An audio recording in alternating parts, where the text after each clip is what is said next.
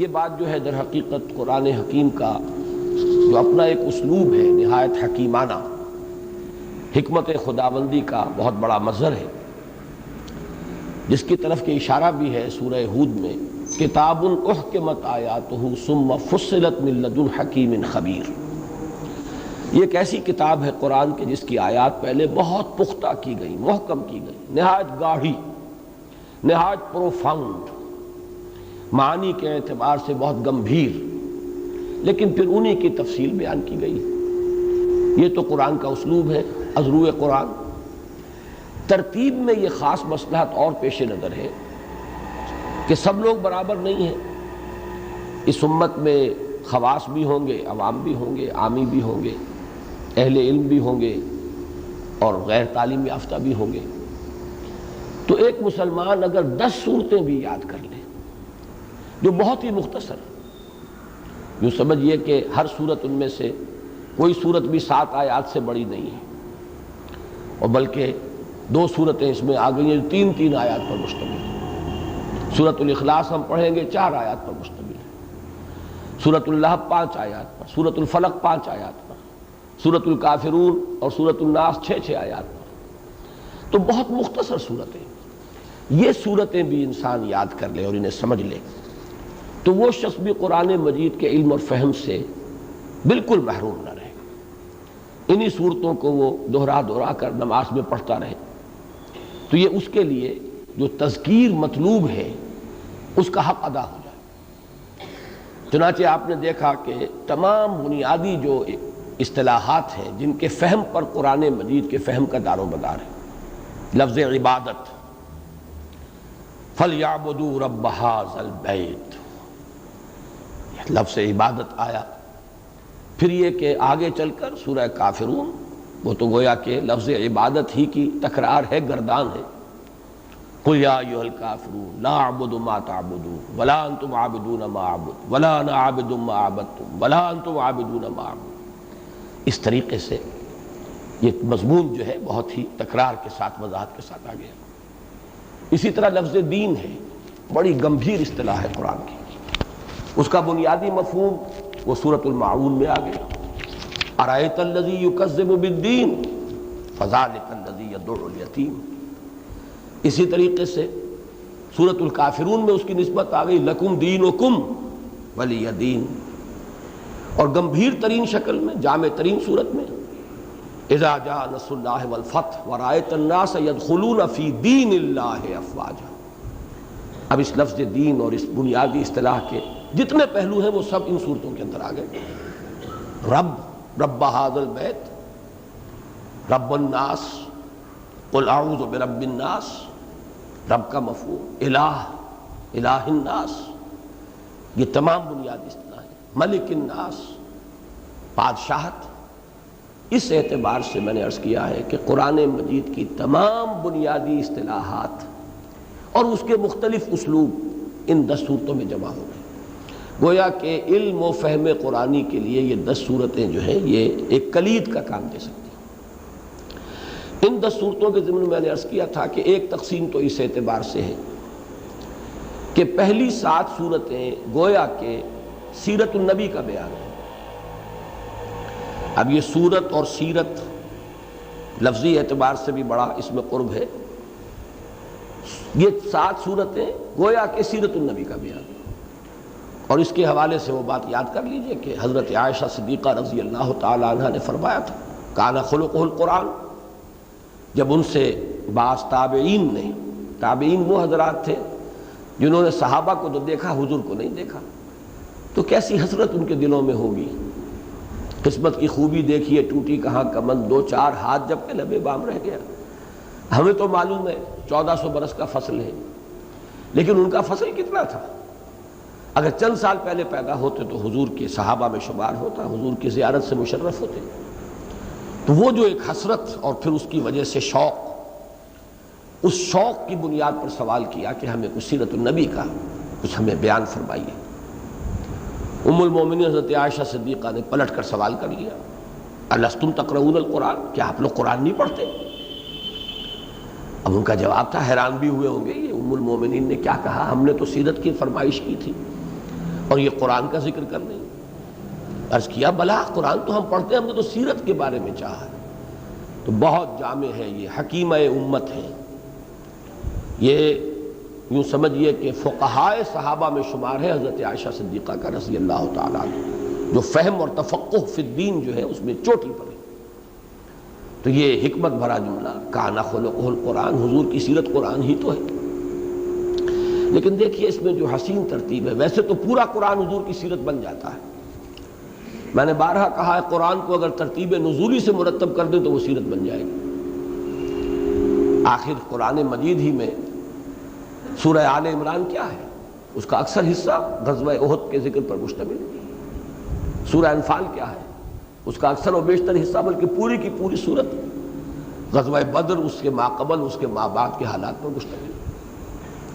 غزوہ احزاب کا بیان سورہ احزاب میں ہو رہا ہے۔ اس طریقے سے یہ صورتیں در حقیقت سیرت النبی ہی کے ابواب ہیں، فرق صرف یہ کہ ترتیب وہ نہیں ہے۔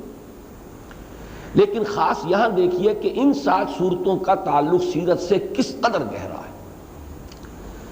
ان 10 میں سے پہلی 7 صورتیں، میں اب آپ کو شاید یہ مضامین میں نے پہلے بھی بیان کیے ہوں، لیکن اب وقفہ ہو گیا، مجھے نہیں معلوم میں کیا کچھ بتا چکا ہوں کیا نہیں بتا چکا۔ ویسے بھی ہر محفل میں کچھ لوگ نئے ہوتے ہیں، اس کے اعتبار سے اگر بات بیان ہو جائے تو کوئی حرج نہیں، اور جو سن چکے ہیں ان کے لیے اگر اعادہ ہو جائے تو کوئی حرج نہیں، مفید ہے۔ سیرت کے ضمن میں سب سے پہلا چیپٹر کیا ہوگا؟ ولادت، کب پیدائش ہوئی۔ چنانچہ سورۃ الفیل جو ہے گویا کہ وہ حضور کے ولادت کا بیان ہے۔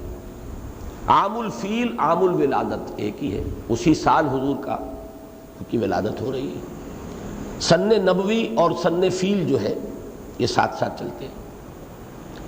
کہاں ولادت ہوئی؟ وہ ام القریٰ، جس کا قریش، آپ کا خاندان کون سا تھا؟ کن میں سے ہیں آپ؟ قریش۔ لإیلاف قریش ایلافہم رحلۃ الشتاء والصیف فلیعبدوا رب ھذا البیت۔ اس وقت معاشرے کے حالات کیا تھے؟ آپ سیرت کی کوئی کتاب بھی پڑھیں گے تو فوراً لائیں گے وہ، جب حضور کا ظہور ہوا، ظہور نبوت کے وقت معاشرہ کیا تھا، کس حال میں تھا، اخلاقی پستی کی کیا انتہا تھی، وہ سورہ معون میں ارأیت الذی یکذب بالدین فذلک الذی یدعو الیتیم ولا یحض علی طعام المسکین فویل للمصلین الذین هم عن صلاتهم ساہون الذین هم یراؤون ویمنعون الماعون۔ 7 آیتوں میں ان کا پورا پوسٹ مارٹم کر کے اس معاشرے کا دکھا دیا، یہ ہے ان کا کردار۔ پھر ذاتی مقام آپ کا کیا ہے؟ انا اعطیناک الکوثر فصل لربک وانحر ان شانئک هو الابتر۔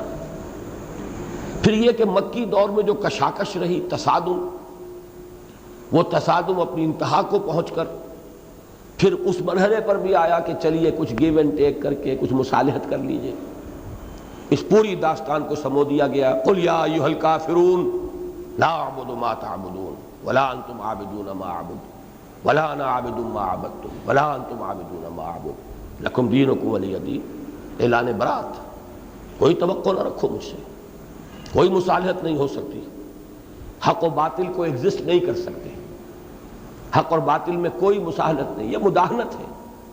وَدُّوا لَوْ تُدْهِنُوا فَيُدْهِنُونَ، اے نبی یہ تو چاہیں گے کہ آپ ذرا ڈھیلے پڑ جائیں تو یہ بھی ڈھیلے پڑ جائیں۔ اب جب وہ انتہا کو پہنچ گیا وہ معاملہ مکی دور میں، اس کے بعد کی 2 صورتیں اصل میں پیشین گوئیاں ہیں۔ ایک وقت آئے گا اذا جاء نصر اللہ والفتح ورأیت الناس يدخلون فی دین اللہ افواجا فسبح بحمد ربک واستغفر انہ کان توابا۔ اور اسی کا عکس ہے جو نیگیٹو اور پازیٹو، مثبت اور منفی، جیسے کہ سورہ بنی اسرائیل کی اس آیت میں ہے جاء الحق وزہق الباطل، یہ دونوں چیزیں لازم و ملزوم ہیں۔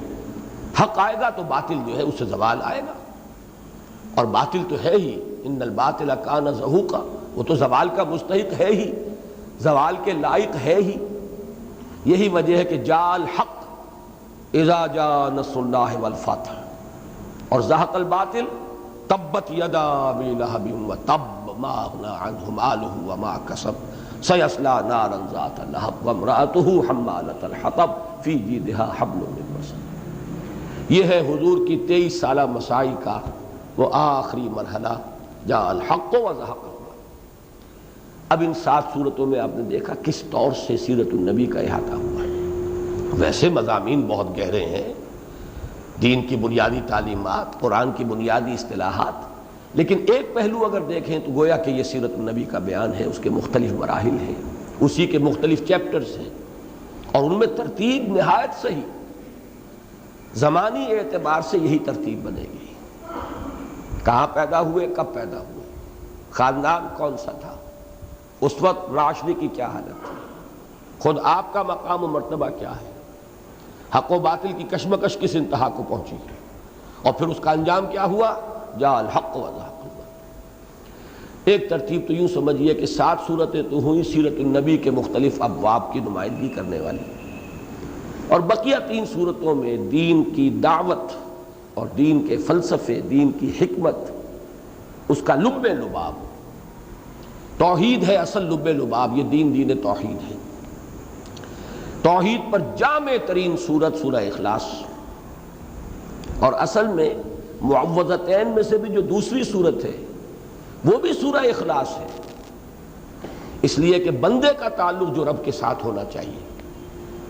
اللہ اپنی جگہ پر احد ہے، صمد ہے، لم یلد ولم یولد ولم یکن لہ کفوا احد، لیکن اسی توحید کا تو در حقیقت پرتو ہے کہ بندے کے لیے اللہ کی کیا حیثیتیں ہیں، وہ رب الناس ہے، الہ الناس ہے، ملک الناس، قل اعوذ برب الناس ملک الناس الہ الناس، یہ در حقیقت اسی کی شرح ہو رہی ہے۔ اور پھر یہ کہ عالم خلق جو ہے اس میں جو جو اور اندیشے کی چیزیں ہیں انسان کے لیے مضرت بخش، ان سے بھی تعوذ اور پناہ میں آنا، یہ مضمون آخری 3 صورتوں کا ہے۔ تو ایک تو یہ تقسیم ہوئی ان 10 صورتوں کی، یہ منیچر قرآن یا قرآن ان منیچر، ایک چھوٹا سا قرآن جو 10 صورتوں پر مشتمل ہے، اس میں 7 صورتیں سیرت النبی کے بیان پر مشتمل، 3 دین کی اصل اساس، بنیاد، جڑ، اس کی بنیادی تعلیم کا لب لباب اور خلاصہ۔ ایک دوسری اس میں تقسیم جو ہے وہ اس اعتبار سے قرآن حکیم کا جو اسلوب ہے، اکثر و بیشتر صورتیں جوڑوں کی شکل میں ہیں، کہیں کہیں شاذ کوئی صورت منفرد بھی ہے، کہیں ایسا بھی ہوا ہے کہ 4 سورے وجود میں آ گئے ہیں، باہمی ربط جو ہے صورتوں کے مضامین کا وہ 4 کے گروپ میں پوری طریقے سے نکھر کر ابھر کر اجاگر ہو کر سامنے آتا ہے، اور کہیں کہیں 6 سورے ہیں، 3 صورتوں کے گروپ ہیں، ان کے اندر اگر وہ جوڑے بنانے کی کوشش کی جائے تو وہ جو ان کے اصل معانی کے اندر ربط ہے وہ نکھرتا نہیں ہے، بلکہ اس میں کچھ تصنع کی شکل پیدا ہو جاتی ہے۔ تو یہ اصول تو یہ وہ ہے کہ جو مولانا حمید الدین فراہی رحمۃ اللہ علیہ کے شاگرد مولانا امین اسد اصلاحی نے بیان کیے۔ البتہ اصول ایک ہے، اصول کی اپلیکیشن جو ہے اس میں اختلاف ہو سکتا ہے، اس میں جہاں جہاں اختلاف مجھے ہوا وہ میں بیان کرتا، اصول انہی سے ملا ہے کہ قرآن حکیم کی اکثر صورتیں جوڑوں کی شکل میں ہیں۔ ویسے یہ 4 سورہ اور 6 سوروں کا جو تصور ہے وہ مولانا اصلاحی کے ہاں موجود نہیں ہے، وہ میرے اپنے غور و فکر کا نتیجہ ہے جو میں نے سامنے رکھا ہے، اور علم میں اسی طور سے اضافہ ہوتا ہے، شمع سے شمع جلتی بھی ہے اور تدریجاً بات آگے بڑھتی ہے۔ ظاہر بات ہے پہلی سیڑھی نہ ہوتی تو دوسری نہیں ہو سکتی تھی، دوسری نہ ہوتی تو تیسری نہیں ہو سکتی تھی، اس اعتبار سے الفضل للمتقدمی، فضیلت تو رہے گی پہلوؤں کی، لیکن اگر یہ سمجھ لیا جائے کہ بس کل علم پہلوں پر ختم ہو گیا تو پھر ترقی کہاں ہوگی، اس کے اندر آگے بڑھنے کی کوشش غور و فکر کے سلسلے کو جاری رہنا چاہیے، تبھی تو حضور کے اس قول کی اصل حقیقت سامنے آئے گی جو حضرت علی سے مروی ہے رضی اللہ تعالی عنہ کہ آپ نے فرمایا لا تنقضی عجائبہ، اس قرآن کے عجائب کبھی ختم نہیں ہوں گے۔ اگر ہم یہ سمجھ لیں کہ بس اسلاف جہاں تک پہنچ گئے وہی حرف آخر ہے تو گویا کہ ہم نے سمجھ لیا کہ قرآن کی حکمت اور قرآن کے علم اس کی کوئی ایک حد تھی جس حد تک یا اس کی کوئی تہ تھی جس تہ تک کہ ہمارے اسلاف پہنچ گئے۔ یہ در حقیقت یہ انداز فکر جو ہے بڑی محرومی کی بنیاد ہے۔ اس بنیاد پر میں نے عرض کیا تھا کہ یہ جو 10 صورتیں ہیں ان میں 2 تو جوڑے ہیں 2 صورتوں کے، بالکل اظہر من الشمس۔ سورۃ الفیل، سورۃ القریش جوڑا ہے، کوئی شک ہی نہیں ہو سکتا، مضامین اتنے مربوط ہیں، وہ جو عرب کا ماحول ہے، قریش کا معاملہ ہے، بیت اللہ کا مسئلہ ہے. رب ھذا البیت یہ آ رہا ہے سورہ قریش میں، اور اسی گھر کو بچانے کے لیے اللہ نے ہاتھی والوں کو انہیں ہلاک کیا. الم تر کیف فعل ربک باصحاب الفیل. تو یہ دونوں صورتیں بہت مربوط ہیں. پھر اسی طریقے سے سورۃ الماعون اور سورۃ الکوثر کنٹراسٹ کے اعتبار سے معاشرہ کیا تھا اور اس میں کیسی شخصیت ابھر کر سامنے آئی ہے. وَإِنَّكَ لَعَلَىٰ خُلُقٍ عَظِيمٍ إِنَّا أَعْطَيْنَاكَ الْكَوْثَرَ. یہ بھی جوڑا ہے. البتہ اس کے بعد یہ 3 سہ سورے ہیں. سورۃ الکافرون، سورۃ النصر، سورۃ اللہب. یہ ایک 3 سورتوں کا چھوٹا سا گروپ ہے، مجموعہ ہے. اسی طریقے سے سورہ اخلاص اور معوذتین سورۃ الفلق، سورۃ الناس، یہ بھی 3 سورتوں کا ایک جوڑا ہے. یہ جو پہلا سہ سورہ ہے ان میں سے ہم اس کی 2 سورتیں پڑھ چکے ہیں. آج اس کی تیسری سورت ہمیں پڑھنی ہے، سورۃ اللہب. اور اس سہ سورے میں یہ عرض کر چکا ہوں کہ دونوں طرح کی ترتیبیں ذہن میں آ سکتی ہیں. یہ آپس میں تینوں صورتیں اس طرح مربوط ہیں کہ یہ بھی کہہ سکتے ہیں کہ سورۃ الکافرون اور سورۃ اللہب یہ جوڑے کی شکل میں.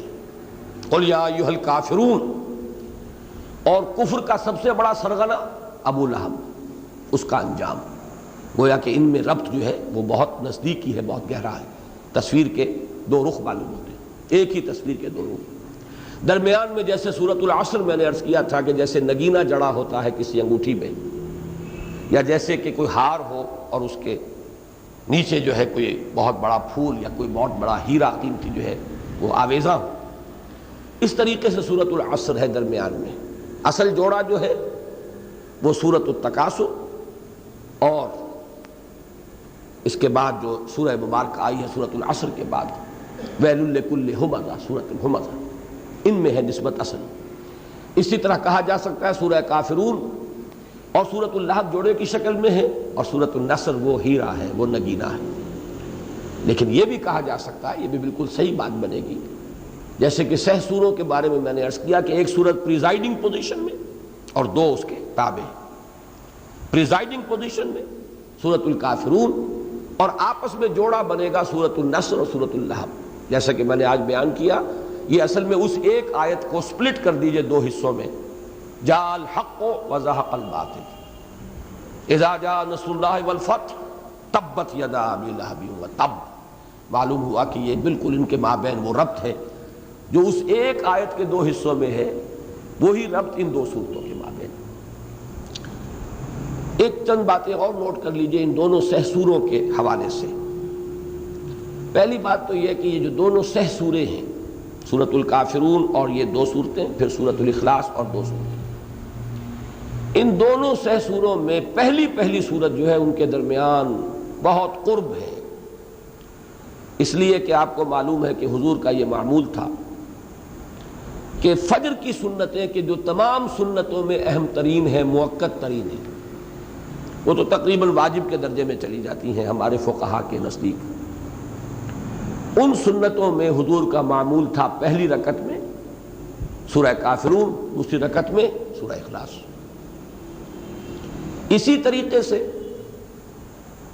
2 رکعتیں جو پڑھی جاتی ہیں طواف کے بعد، بڑی عظیم عبادت ہے طواف. 2 رکعتیں، ان میں سے پہلی میں سورۃ الکافرون، دوسری میں سورہ اخلاص.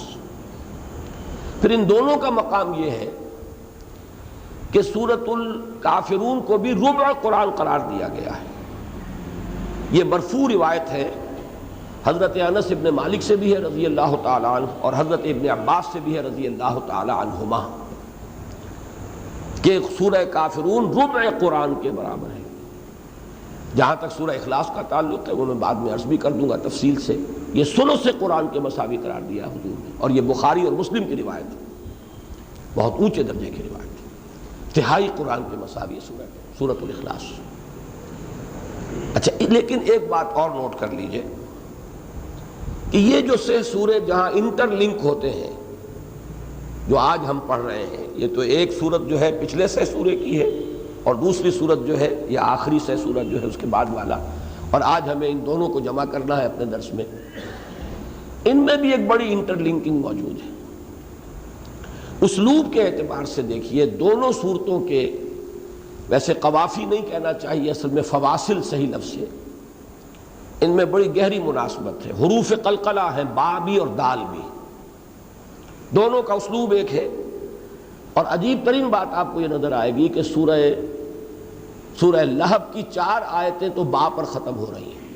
تبت یدا ابی لہب و تب ما اغنی عنہ مالہ وما کسب سیصلی نارا ذات لہب وامرأتہ حمالۃ الحطب، لیکن آخری آیت فی جیدہا حبل من مسد۔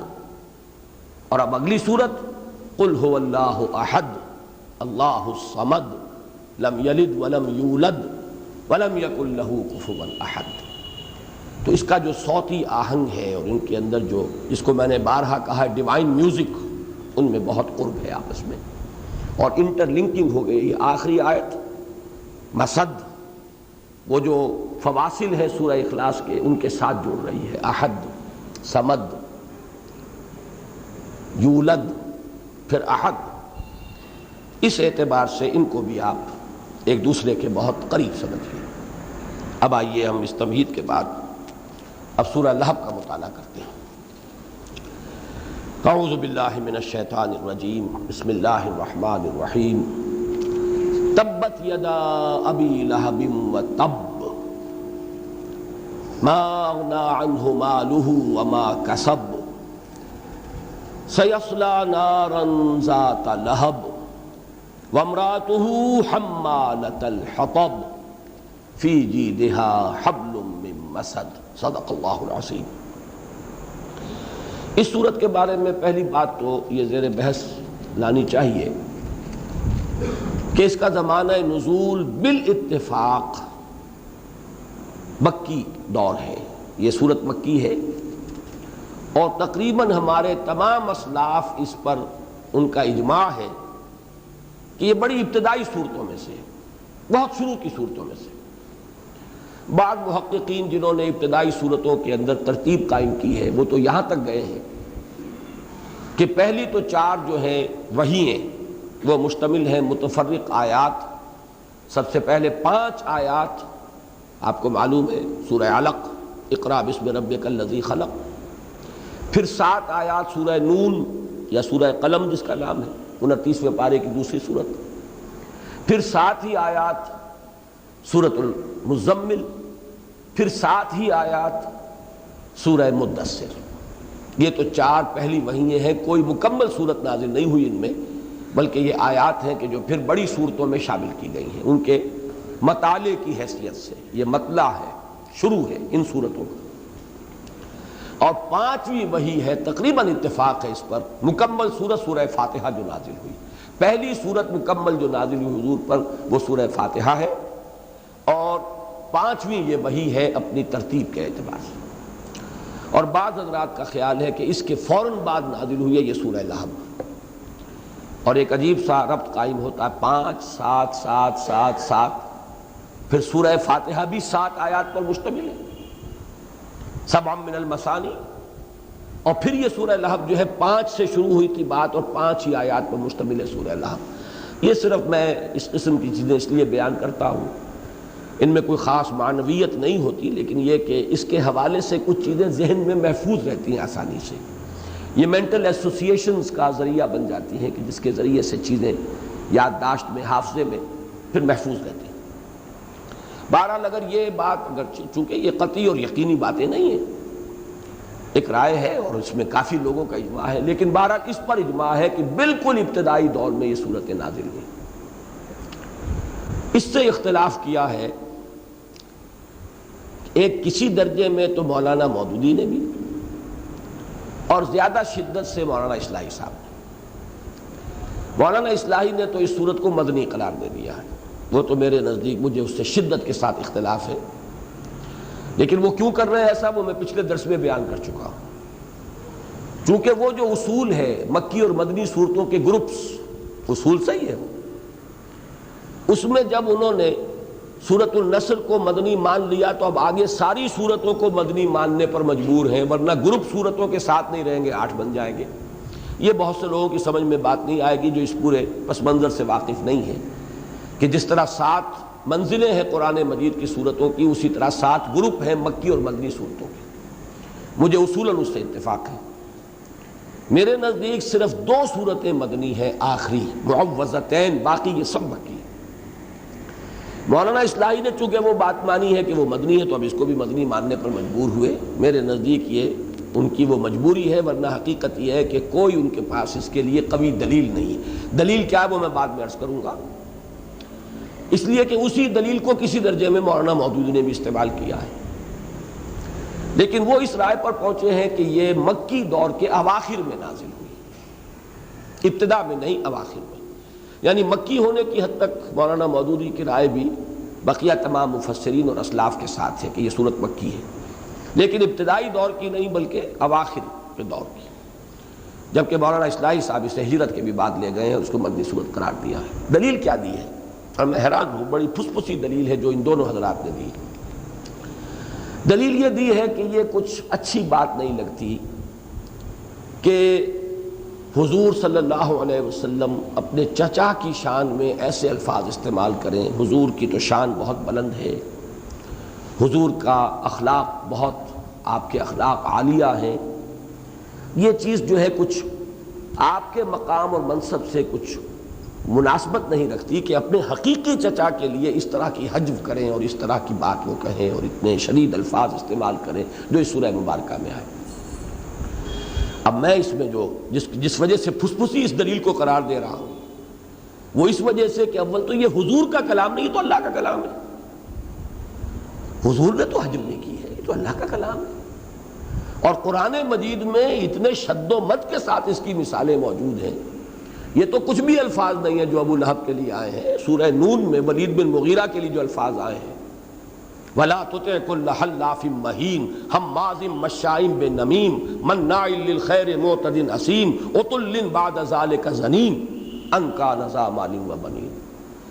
تو یہ تو قرآن مجید میں حذف کی گئی ہے، لوگوں کی ان کے اخلاق کا جو پردہ ہے چاک کیا گیا ہے، انہوں نے جو بھی لبادے اوڑھے ہوئے تھے اوپر اپنی شخصیتوں کے، اور ان کی اصل شخصیتوں کو ریا کر کے دکھایا گیا ہے تاکہ ان کا جو دبدبہ تھا، جو رعب تھا، جو ان کی ساکھ تھی وہ ختم ہو، اس لیے کہ عوام الناس جو ہے وہ ان چیزوں سے متاثر ہوتے ہیں۔ جب تک ان کی ساکھ جو ہے یہ نہیں کہ کوئی تصنع کیا جائے، کوئی خلاف حقیقت بات کہی جائے، معاذ اللہ، نہ اللہ تعالیٰ ایسا کر سکتا ہے نہ اللہ کے رسول کر سکتے ہیں، لیکن یہ ہے کہ جو بھی معاندین تھے، مخالفین تھے، ان کی کردار کی پوری پردہ کشی جو ہے وہ قرآن مجید نے کی ہے، اللہ نے کی ہے۔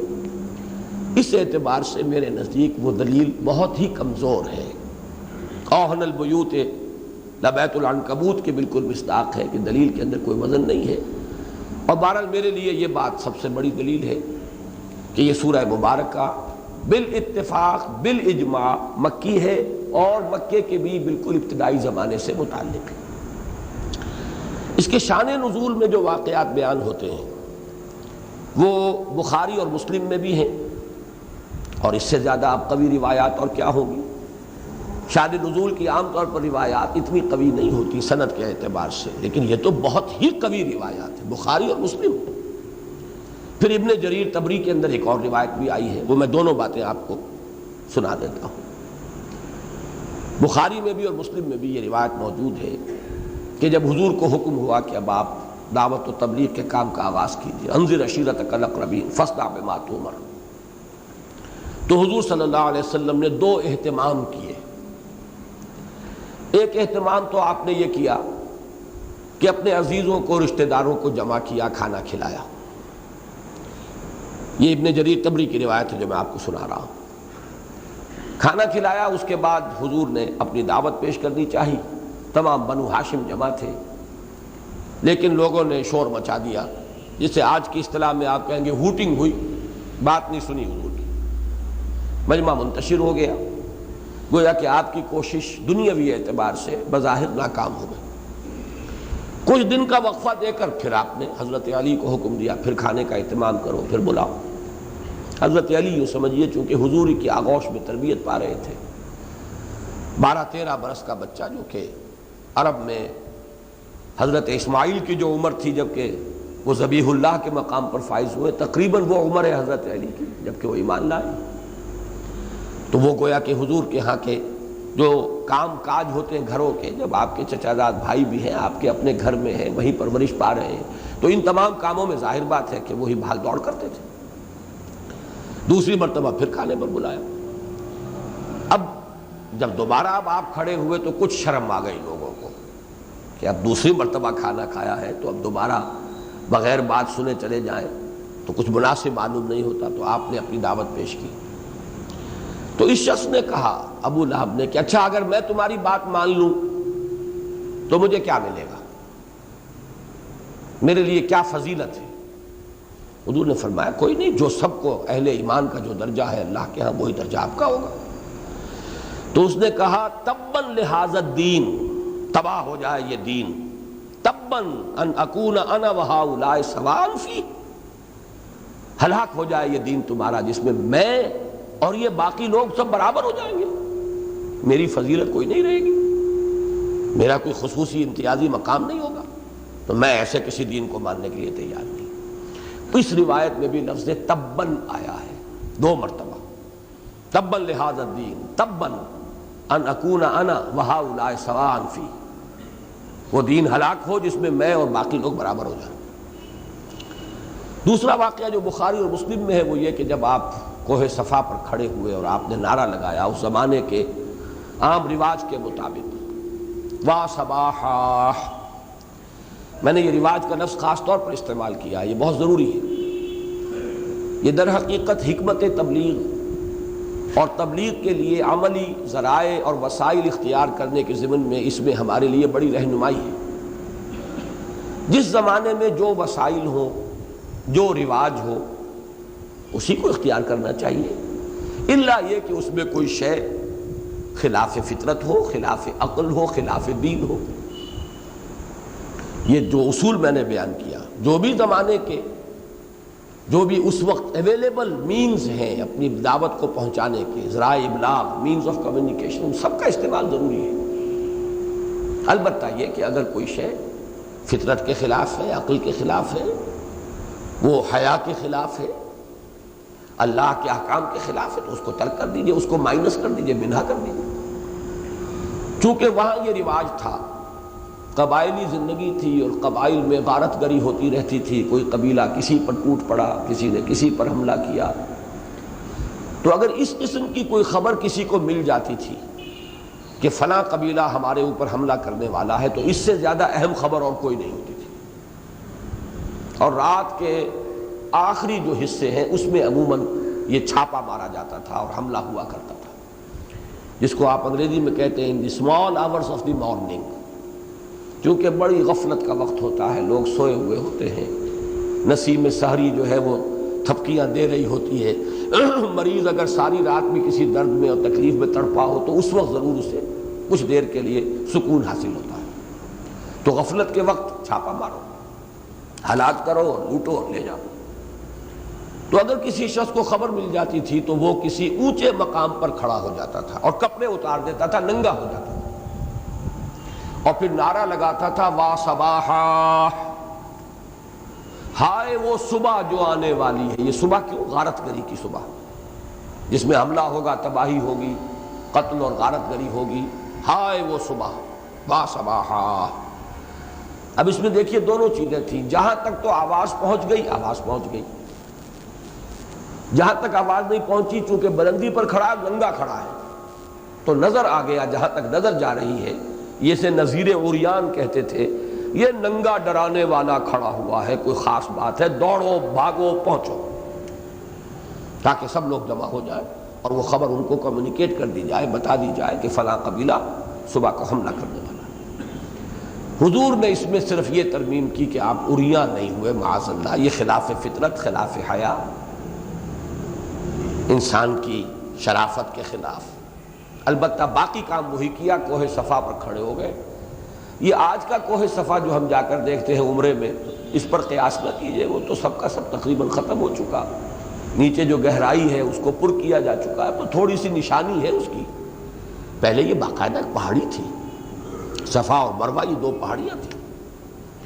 تو تو صفا کی ٹاپ پر آپ کھڑے ہو گئے اور وہاں آپ نے نعرہ لگایا وا صباحا، ہائے وہ صبح جو آ رہی ہے۔ اب سب لپکے، سب دوڑے، سب پہنچ گئے۔ حضور صلی اللہ علیہ وسلم نے پھر وہاں کچھ سوال جواب بھی کیا ہے۔ اگر میں تم سے یہ کہوں کہ اس پہاڑی کے پیچھے دشمن ہے جو تم پر ٹوٹ پڑنا چاہتا ہے تو تم میری بات مانو گے؟ لوگوں نے کہا ضرور مانیں گے، کیوں نہیں مانیں گے؟ اور بات بڑی معقول اور منطقی تھی اس اعتبار سے بھی کہ جو شخص اونچائی پر کھڑا ہے پہاڑی کے، وہ دونوں طرف دیکھ رہا ہے۔ جو ادھر کھڑے ہیں انہیں تو پتہ نہیں کہ دوسری طرف کیا ہے۔ تو یہی مقام نبوت کے لیے بہترین تمثیل ہے۔ نبی اس مقام پر ہوتا ہے کہ دنیا اور آخرت دونوں کو دیکھ رہا ہوتا ہے، وہ آخرت کی خبر دیتا ہے۔ نبا کے معنی ہی خبر ہے، نبی اما یتساءلون عن النبأ العظیم الذی هم فیہ مختلفون، آخرت کی خبر دینا ہی تو اصل کام ہے نبی کا۔ اس اعتبار سے بھی اور پھر اس اعتبار سے بھی کہ لوگوں نے کہا آپ صادق ہیں، الامین ہیں، سچے ہیں، راست گو ہیں، راست باز ہیں، آپ نے کبھی جھوٹ نہیں کہا، تو آپ کی بات پر ہمیں اس لیے بھی اعتماد ہے۔ پھر آپ نے اپنی دعوت پیش کی، عذاب سے ڈرایا۔ یہ شخص موجود تھا ابو لہب، اس نے کہا تبا لک، تمہارے لیے ہلاکت ہو، الہذا جمعتنا، کیا ہمیں اس کام کے لیے جمع کیا تھا؟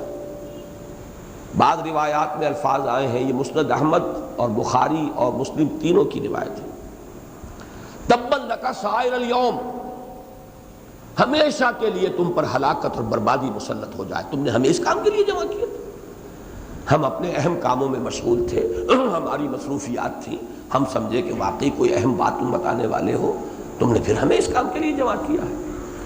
تو یہ لفظ جو ہے تبا لک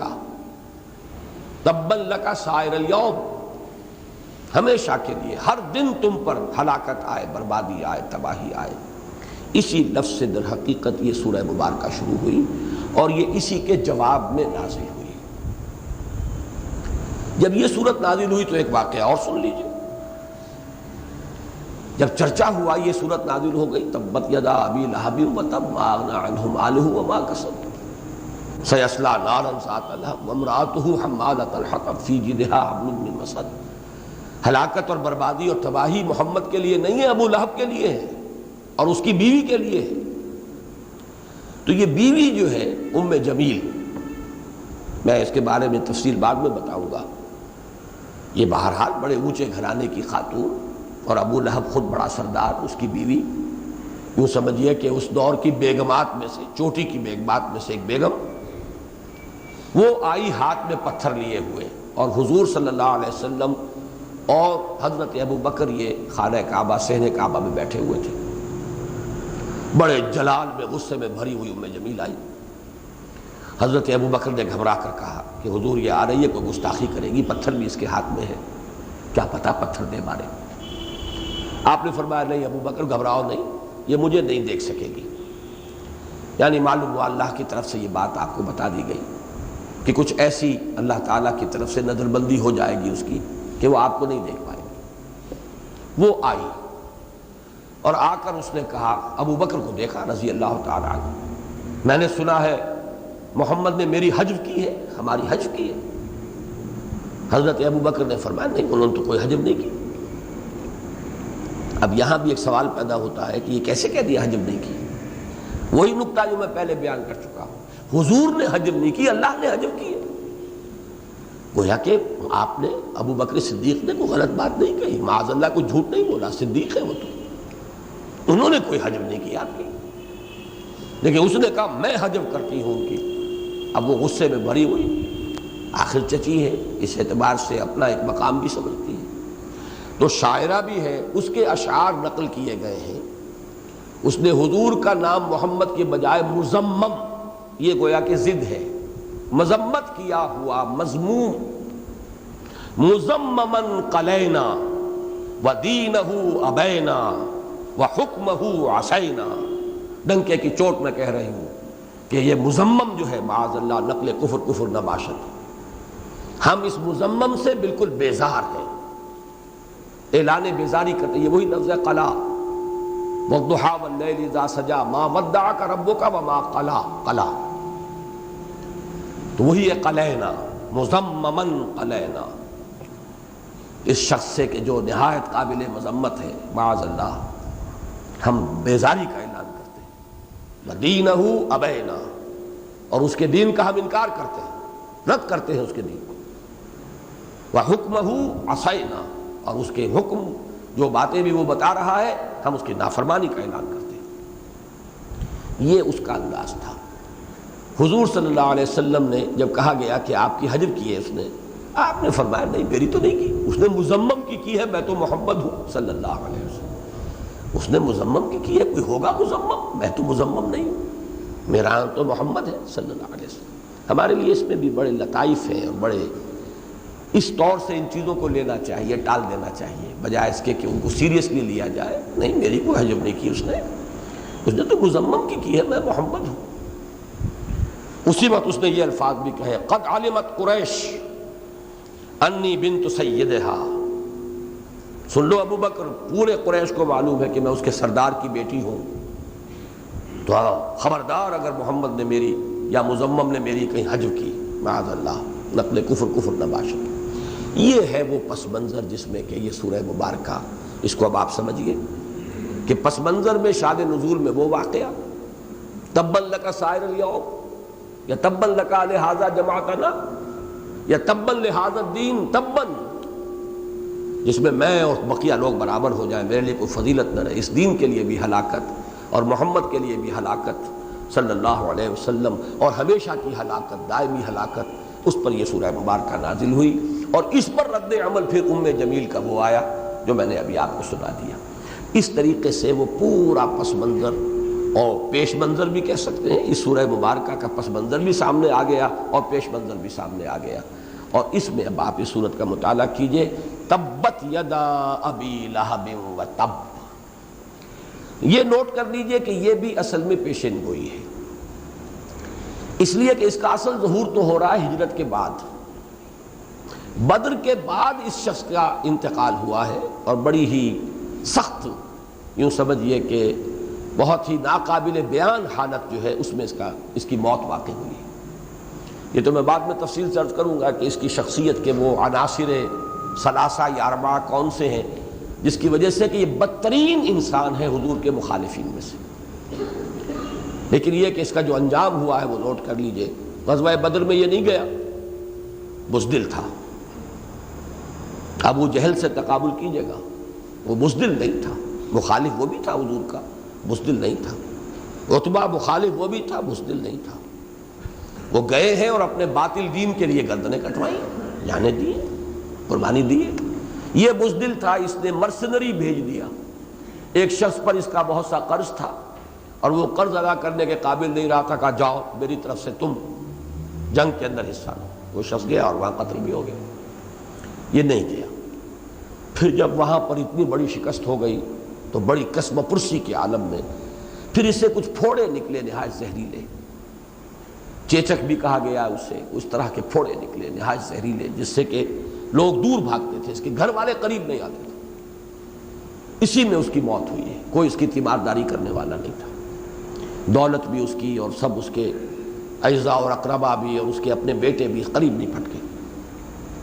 پھر یہ کہ مر گیا ہے تو وہ چونکہ خوف تھا کہ یہ چھوت کی بیماری ہے، لگ نہ جائے، تو کئی دن تک لاش پڑی رہی ہے، قریب کوئی نہیں گیا، سڑ گئی بری طریقے سے۔ پھر حبشیوں کو بلا کر، جیسے یوں سمجھیے کہ کہیں ہمارے اس معاشرے میں چوڑوں اور چماروں کو بلا کر، اور پھر لکڑیوں سے دھکیل کر، ایک گڑھا کھود کر اور لکڑیوں سے دھکیل کر، ہاتھ نہیں لگانا اس کو، اور اس کی لاش جو ہے گڑھے میں ڈالی گئی۔ یہ انجام اس شخص کا ہوا ہے، تو یہ اصل میں پیشین گوئی ہے، بعد میں ہونا ہے، اور میں یہی بات عرض کر چکا ہوں کہ اذا جاء نصر اللہ والفتح، یہ بھی پیشین گوئی ہے، یہ دونوں پیشین گوئیاں ہیں، اور یہ دونوں در حقیقت وہ سورہ بنی اسرائیل کے اندر جو آیت آئی ہے، ظاہر بات ہے وہ بھی ہجرت سے قبل کی صورت ہے، اس وقت تک بھی ابھی نہ فتح آئی تھی نہ باطل کو زوال آیا تھا، جاء الحق وزهق الباطل ان الباطل کان زهوقا، وہ بھی پیشین گوئی تھی کہ یہ ہو کر رہے گا، انجام کار یہی صورت پیدا ہوگی، تو یہ بھی پیشین گوئی ہے، اور سورۃ النصر بھی پیشین گوئی ہے۔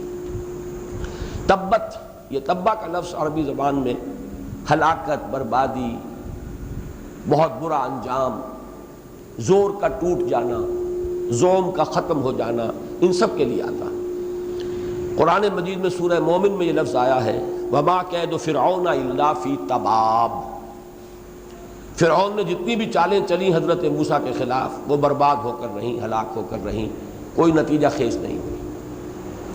اسی طرح یہ لفظ آیا سورہ ہود میں وَمَا زَادُوهُمْ غَيْرَ تَتْبِيبٍ، تفعیل کے وزن پر اس سے تتبیب ہو گیا، تباب یہ بھی مصدر ہوا۔ تو یہ تتبیب جو ہے یعنی ان سرداروں نے اپنی قوموں کے جو سردار تھے انہوں نے اپنی قوموں کو ورغلایا اور ہلاکت اور بربادی ہی میں اضافہ کیا، چاہے وہ قوم ہود کے تھے یا قوم صالح کے تھے یا آل فرعون تھے یا قوم لوط کے سردار تھے۔ وَمَا زَادُوهُمْ غَيْرَ تَتْبِيبٍ، اسی سے یہ لفظ ہے تبت یدا ابی لہب وتب، ٹوٹ گئے دونوں ہاتھ، یا یوں سمجھیے کہ طاقت سے محروم ہو گئے دونوں ہاتھ، اور ہاتھ آتے ہیں کسی کے قوت کے لیے، ذو العید، ہاتھوں والا یعنی قوی، توانا۔ ابو لہب کا زور ٹوٹ گیا، یعنی ٹوٹ جائے گا، ٹوٹ جانے والا ہے۔ پیشن گوئی چونکہ قطعی ہے، اللہ تعالیٰ پیشن گوئی فرما رہے ہیں تو ماضی کے صیغے میں جیسے کہ ہو چکا، اتنا یقینی، اتنا حتمی۔ ماضی کا فعل ماضی عربی زبان میں کسی شے کے حتمی اور یقینی ہونے کے لیے بھی آتا ہے، چاہے مستقبل کی شے ہو۔ یہی وجہ ہے کہ آخرت کے تمام حالات جو قرآن میں آئے وہ فعل ماضی میں آئے، یہ ہو گیا، اس اعتبار سے کہ یہ اٹل ہے، شدنی ہے، ہو کر رہنا ہے۔ تبت یدا ابی لہب وتب، ہم اپنے محاورے میں کہیں گے ٹوٹ گئے دونوں ہاتھ ابو لہب کے، وتب، اور وہ خود بھی ہلاک ہو گیا، یعنی اس کا اقتدار بھی ختم ہو جائے گا، اس کا دبدبہ بھی ختم ہو جائے گا، اس کی شوکت و ثروت بھی ختم ہو جائے گی، اور خود وہ بھی ہلاک ہو جائے گا۔ اور ہلاک کیسا ہوگا وہ تو بعد میں سامنے آ گیا، تب یہ حقیقت کھلی ہوگی کہ تب اس کا مفہوم کیا تھا، کتنی حسرتناک موت ہوگی اور کتنا حسرتناک انجام ہوگا۔ وہ شخص جو بہت صاحب ثروت تھا، بہت دولت والا تھا، بہت اونچی حیثیت والا تھا اپنے معاشرے میں۔ یہاں ذرا نوٹ کر لیجئے کہ ابو لہب اس شخص کی کنیت ہے، نام تھا عبد العزیٰ۔ عبد العزیٰ کا لفظ قرآن مجید میں ویسے بھی نہیں آ سکتا تھا، مشرکانہ نام ہے، عزیٰ ان کی دیوی تھی تو اس کے نام سے عبد العزیٰ، یہ لفظ تو قرآن مجید کے اندر آنے کے قابل نہیں۔ ایک تو اس وجہ سے وہ لفظ نہیں آیا بلکہ کنیت آئی، اور دوسرے آپ نوٹ کریں گے کہ اس میں صنعت لفظی ہے۔ لہب کے معنی ہے انگارہ، اس کا نام اس لیے رکھا گیا تھا کہ بہت سرخ و سفید رنگت، بہت موٹی موٹی آنکھیں، بہت خوب رو، بہت حسین انسان، تو جیسے کہ انگارہ ہوتا ہے، دہتا ہوا انگارہ، اس طرح کا سرخ و سفید رنگت والا آدمی، موٹی موٹی آنکھیں ہیں، بہت خوبرو ہے، بہت حسین ہے، بہت جمیل ہے، اس لیے ابو لہب کہلاتا تھا۔ آگے آپ دیکھیں گے سیصلیٰ نارا ذات لہب، ان قریب یہ ڈال دیا جائے گا اس آگ میں جو انگاروں والی ہے، بھڑکنے والی ہے۔ تو وہ نام کی مناسبت اور بہت عمدہ صنعت لفظی اس کو کہتے ہیں ادبی صنعت کے اندر، اصناف ادب میں، اس اعتبار سے یہ لفظ لایا گیا اور بہت مناسب ہے یہ کہ اس کے حوالے سے اس کا ذکر کیا جا رہا ہے، تبت یدا ابی لہب وتب۔ یہاں یہ بھی نوٹ کر لیجئے چونکہ بیوی کا تذکرہ بھی آ جائے گا، بیوی کی بھی کنیت ام جمیل تھی، حالانکہ جمیل نام کا کوئی بیٹا نہیں ہے ابو لہب کا اور نہ اس عورت کا، نہ لہب نام کا کوئی بیٹا ہے۔ تو عرب میں ان کا ایک ذوق ہے، مزاج ہے، وہ کنیت جو ہے وہ کسی اور نسبت سے بھی رکھ دیتے ہیں، جیسے ابو تراب حضرت علی کو حضور نے فرما دیا۔ اب تراب کوئی حضرت علی کا بیٹا نہیں ہے، بلکہ چونکہ اس وقت وہ مسجد میں لیٹے ہوئے تھے ننگے فرش پر، کپڑے غبار آلود ہو گئے، مٹی میں مٹی آپ کے جسم پہ لگ گئی، تو آپ نے فرمایا قم یا ابا تراب، اٹھو اے مٹی والے، جو مٹی میں اس طرح تم لتھڑ گئے ہو، اٹھو۔ اب یہ ابو تراب جو ہے ان کی کنیت بن گئی۔ یا ابو ہریرہ، ان کا تو نام ہی کسی کو معلوم نہیں، شاذ ہوں گے کوئی کہ جنہیں نام معلوم ہے۔ ان کی کنیت جو ہے ابو ہریرہ، بلی کا باپ، تو بلی کے باپ وہ نہیں تھے، بات صرف یہ تھی کہ بلی انہوں نے ایک پالی ہوئی تھی اور اس سے بڑی محبت کرتے تھے، جیسے بھی کوئی ہوتا ہے۔ ایک پیٹ ہے ان کا، وہ اس پیٹ کے ساتھ اسے کھلاتے پلاتے تھے، ان کا نام ابو ہریرہ بلی والا بن گیا۔ اسی طرح ابو لہب جو ہے کنیت، وہ اس کے رنگ روغن، اس کی جو ظاہری حسن و جمال تھا اس کے اعتبار سے، اور میں خاص طور پہ نوٹ کرا رہا ہوں بیوی کا معاملہ بھی ام جمیل، نہایت حسین و جمیل عورت تھی۔ ان دونوں کو قرآن ایک صورت میں لے کر آیا ہے اور اس نے جمع کیا، اس کی اصل حکمت تو میں بعد میں بیان کروں گا، لیکن یہ نوٹ کر لیجئے کہ یہ دونوں حسب نسب کے اعتبار سے بھی عرب کے سب سے اونچے گھرانوں سے تعلق رکھتے تھے، اس لیے کہ یہ سب کو معلوم ہے کہ قریش کے گھرانوں میں بنو ہاشم اور بنو امیہ یہ تھے سب سے چوٹی پر، انہی کا آپس میں مقابلہ تھا۔ بنو ہاشم اور بنو امیہ ہی کی چشمک جو تھی وہ بعد میں خلافت راشدہ میں عبداللہ ابن سبا یہودی نے حضرت عثمان رضی اللہ تعالیٰ عنہ کے دور میں اس کو ہوا دی، اور اسی سے وہ الفتنۃ الکبریٰ پیدا ہوا، بہت بڑا فساد، بہت بڑا ہنگامہ، حضرت عثمان کی شہادت، پھر جنگ صفین، جنگ جمل، یہ سب کچھ در حقیقت اسی سازش کا نتیجہ ہے۔ تو یہ بنو ہاشم اور بنو امیہ، ہاشم کی اولاد اور امیہ کی اولاد، یہ گویا کہ قریش کے گھرانوں میں سب سے چوٹی کے گھرانے تھے، انہی کا آپس میں مقابلہ تھا، جو بھی مسابقت تھی وہ ان کے مابین تھی۔ تو اب نوٹ کیجئے، ہاشم کا پوتا ہے ابو لہب، نام ہے عبد العزیٰ، اور امیہ کی پوتی ہے یہ اروا جس کی کنیت ہے ام جمیل، اور ہمشیرہ ہے یہ ابو سفیان کی، ابو سفیان بن حرب بن امیہ، اروا بنت حرب بن امیہ، تو امیہ کی پوتی یہ اروا ام الجمیل، اور ہاشم کا پوتا ابو لہب ابن عبد المطلب ابن ہاشم۔ معلوم ہوا کہ چوٹی کا حسب نسب ہے دونوں کا۔ پھر دونوں گھرانے آ کر یہاں جڑ گئے ہیں، بنو ہاشم اور بنو امیہ کے مابین یہ رشتہ قائم ہوا ہے۔ اس اعتبار سے معاشرتی طور پر بھی بہت بلند مقام تھا دونوں کا، سرمایہ دار بہت بڑا تھا۔ پھر یہ کہ جو وہاں کی قریش کی ہائرارکی تھی، جو بھی ان کا ایک نظام حکومت تھا، وہ فارملی تو آپ اسے حکومت سے تعبیر نہیں کر سکتے، قبائلی نظام تھا، لیکن مختلف مناصب تھے جو منقسم تھے۔ تو یہ وہاں کا وزیر خزانہ تھا، جو کعبے کا خزانہ تھا اس کا یہ منتظم بھی کہہ لیجئے، متولی کہہ لیجئے، اور اخلاقی اعتبار سے اس کی دنات کا یہ عالم تھا کہ مشہور یہ ہوا کہ اس نے 2 ہرن تھے سونے کے بنے ہوئے جو چڑھائے گئے تھے، کئی لوگ آتے تھے چڑھاتے تھے، اور وہ خزانے میں داخل تھے بیت اللہ کے۔ جیسے آپ نے سنا ہے کہ سومناتھ کے تہخانوں میں کیا کیا کچھ سونے کے اور جواہر کے کیا کیا انبار تھے، جو چڑھاوے چڑھتے تھے وہ وہیں رہتے تھے۔ اسی طرح یہ چونکہ بت خانہ بنایا ہوا تھا، دنیا کے بت قدوں میں پہلا وہ گھر خدا کا، ہم اس کے پاسباں ہیں، وہ پاسباں ہمارا، تو وہ تو اس وقت بت قدا تھا، چڑھاوے چڑھتے تھے اور وہ اس کے بیت المال میں جمع ہوتے تھے۔ وہاں سے اس نے 2 ہرن چرا لیے تھے، اگرچہ تاریخی اعتبار سے بعد میں وہ کہیں اور سے برآمد ہوئے، یہ بھی ہو سکتا ہے کہ اسی نے کہیں پھر اپنی جان بچانے کے لیے کسی اور کو وہ دے دیے ہوں اور وہاں سے برآمد کرا دیے ہوں، لیکن خود اس کی جو بھی دنات تھی، پستی تھی اخلاق کی، وہ اس سے ظاہر ہوتی ہے کہ پورے مکے میں یہی مشہور تھا، ہرن چور یہ ہے جس نے غزال زریں چرایا ہوا ہے یہ خانہ کعبہ کے خزانے سے۔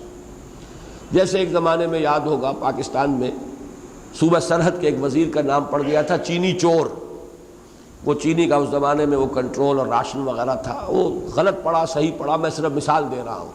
جیسے وہ کسی وزیر کے لیے چینی چور کا لفظ مشہور ہوا، ایسے ہی یہ غزال زریں کا چرانے والا، یہ گویا کہ اس کی شہرت تھی، بزدلی بھی تھی اور دوسری طرف پستی اخلاق کی یہ بھی تھی۔ تبت یدا ابی لہب وتب، ٹوٹ گئے دونوں ہاتھ ابو لہب کے۔ بلکہ یہاں میں بھول گیا، مجھے ایک اور آپ کو روایت سنا دینی چاہیے۔ جب یہ صورت نازل ہوئی ہے تو اس کے بعد ایک تو میں نے ام جمیل کا رد عمل آپ کو بتایا، وہ حجب کہتی ہوئی آئی اور اس نے کہا کہ کیا محمد نے میری حجب کی ہے؟ میں نے سنا ہے۔ حضرت ابو بکر نے فرمایا نہیں، انہوں نے تو کوئی حجب نہیں کی آپ کی۔ تو پھر اس نے حجب کی، مزممن قلینا ودینہ ابینا وحکمہ عصینا۔ اسی طرح کا واقعہ آتا ہے کہ اس سورت کے نزول کے بعد تبت یدا ابی لہب وتب، ٹوٹ گئے دونوں ہاتھ ابو لہب کے۔ اس کے بعد وہ یہ کیا کرتا تھا کہ مجموع میں لوگوں کے سامنے گویا کہ استہزاء کے انداز میں اپنے دونوں ہاتھوں کو سامنے رکھ کر کہتا تھا تبًا لکما ما ارا فیکما شیئا مما یقول محمد، تمہارے دونوں کے لیے ہلاکت ہو، مجھے تو کوئی شے تم میں نظر نہیں آئی وہ بات جو کہ کہہ رہے ہیں محمد نے تو کہا تھا کہ ہاتھ ٹوٹ گئے، میرے ہاتھ تو نہیں ٹوٹے۔ گویا کہ حضور کی یعنی نفی کرنے میں یہ کہ حضور کی یہ پیشن گوئی غلط ہے، میرے تو ہاتھوں کو ابھی تک کچھ نہیں ہوا، کوئی بسکنٹا نہیں نکلا، کوئی اس میں کوئی خلل واقع نہیں ہوا، کوئی ہڈی نہیں ٹوٹی، میرے ہاتھ تو صحیح سالم ہے۔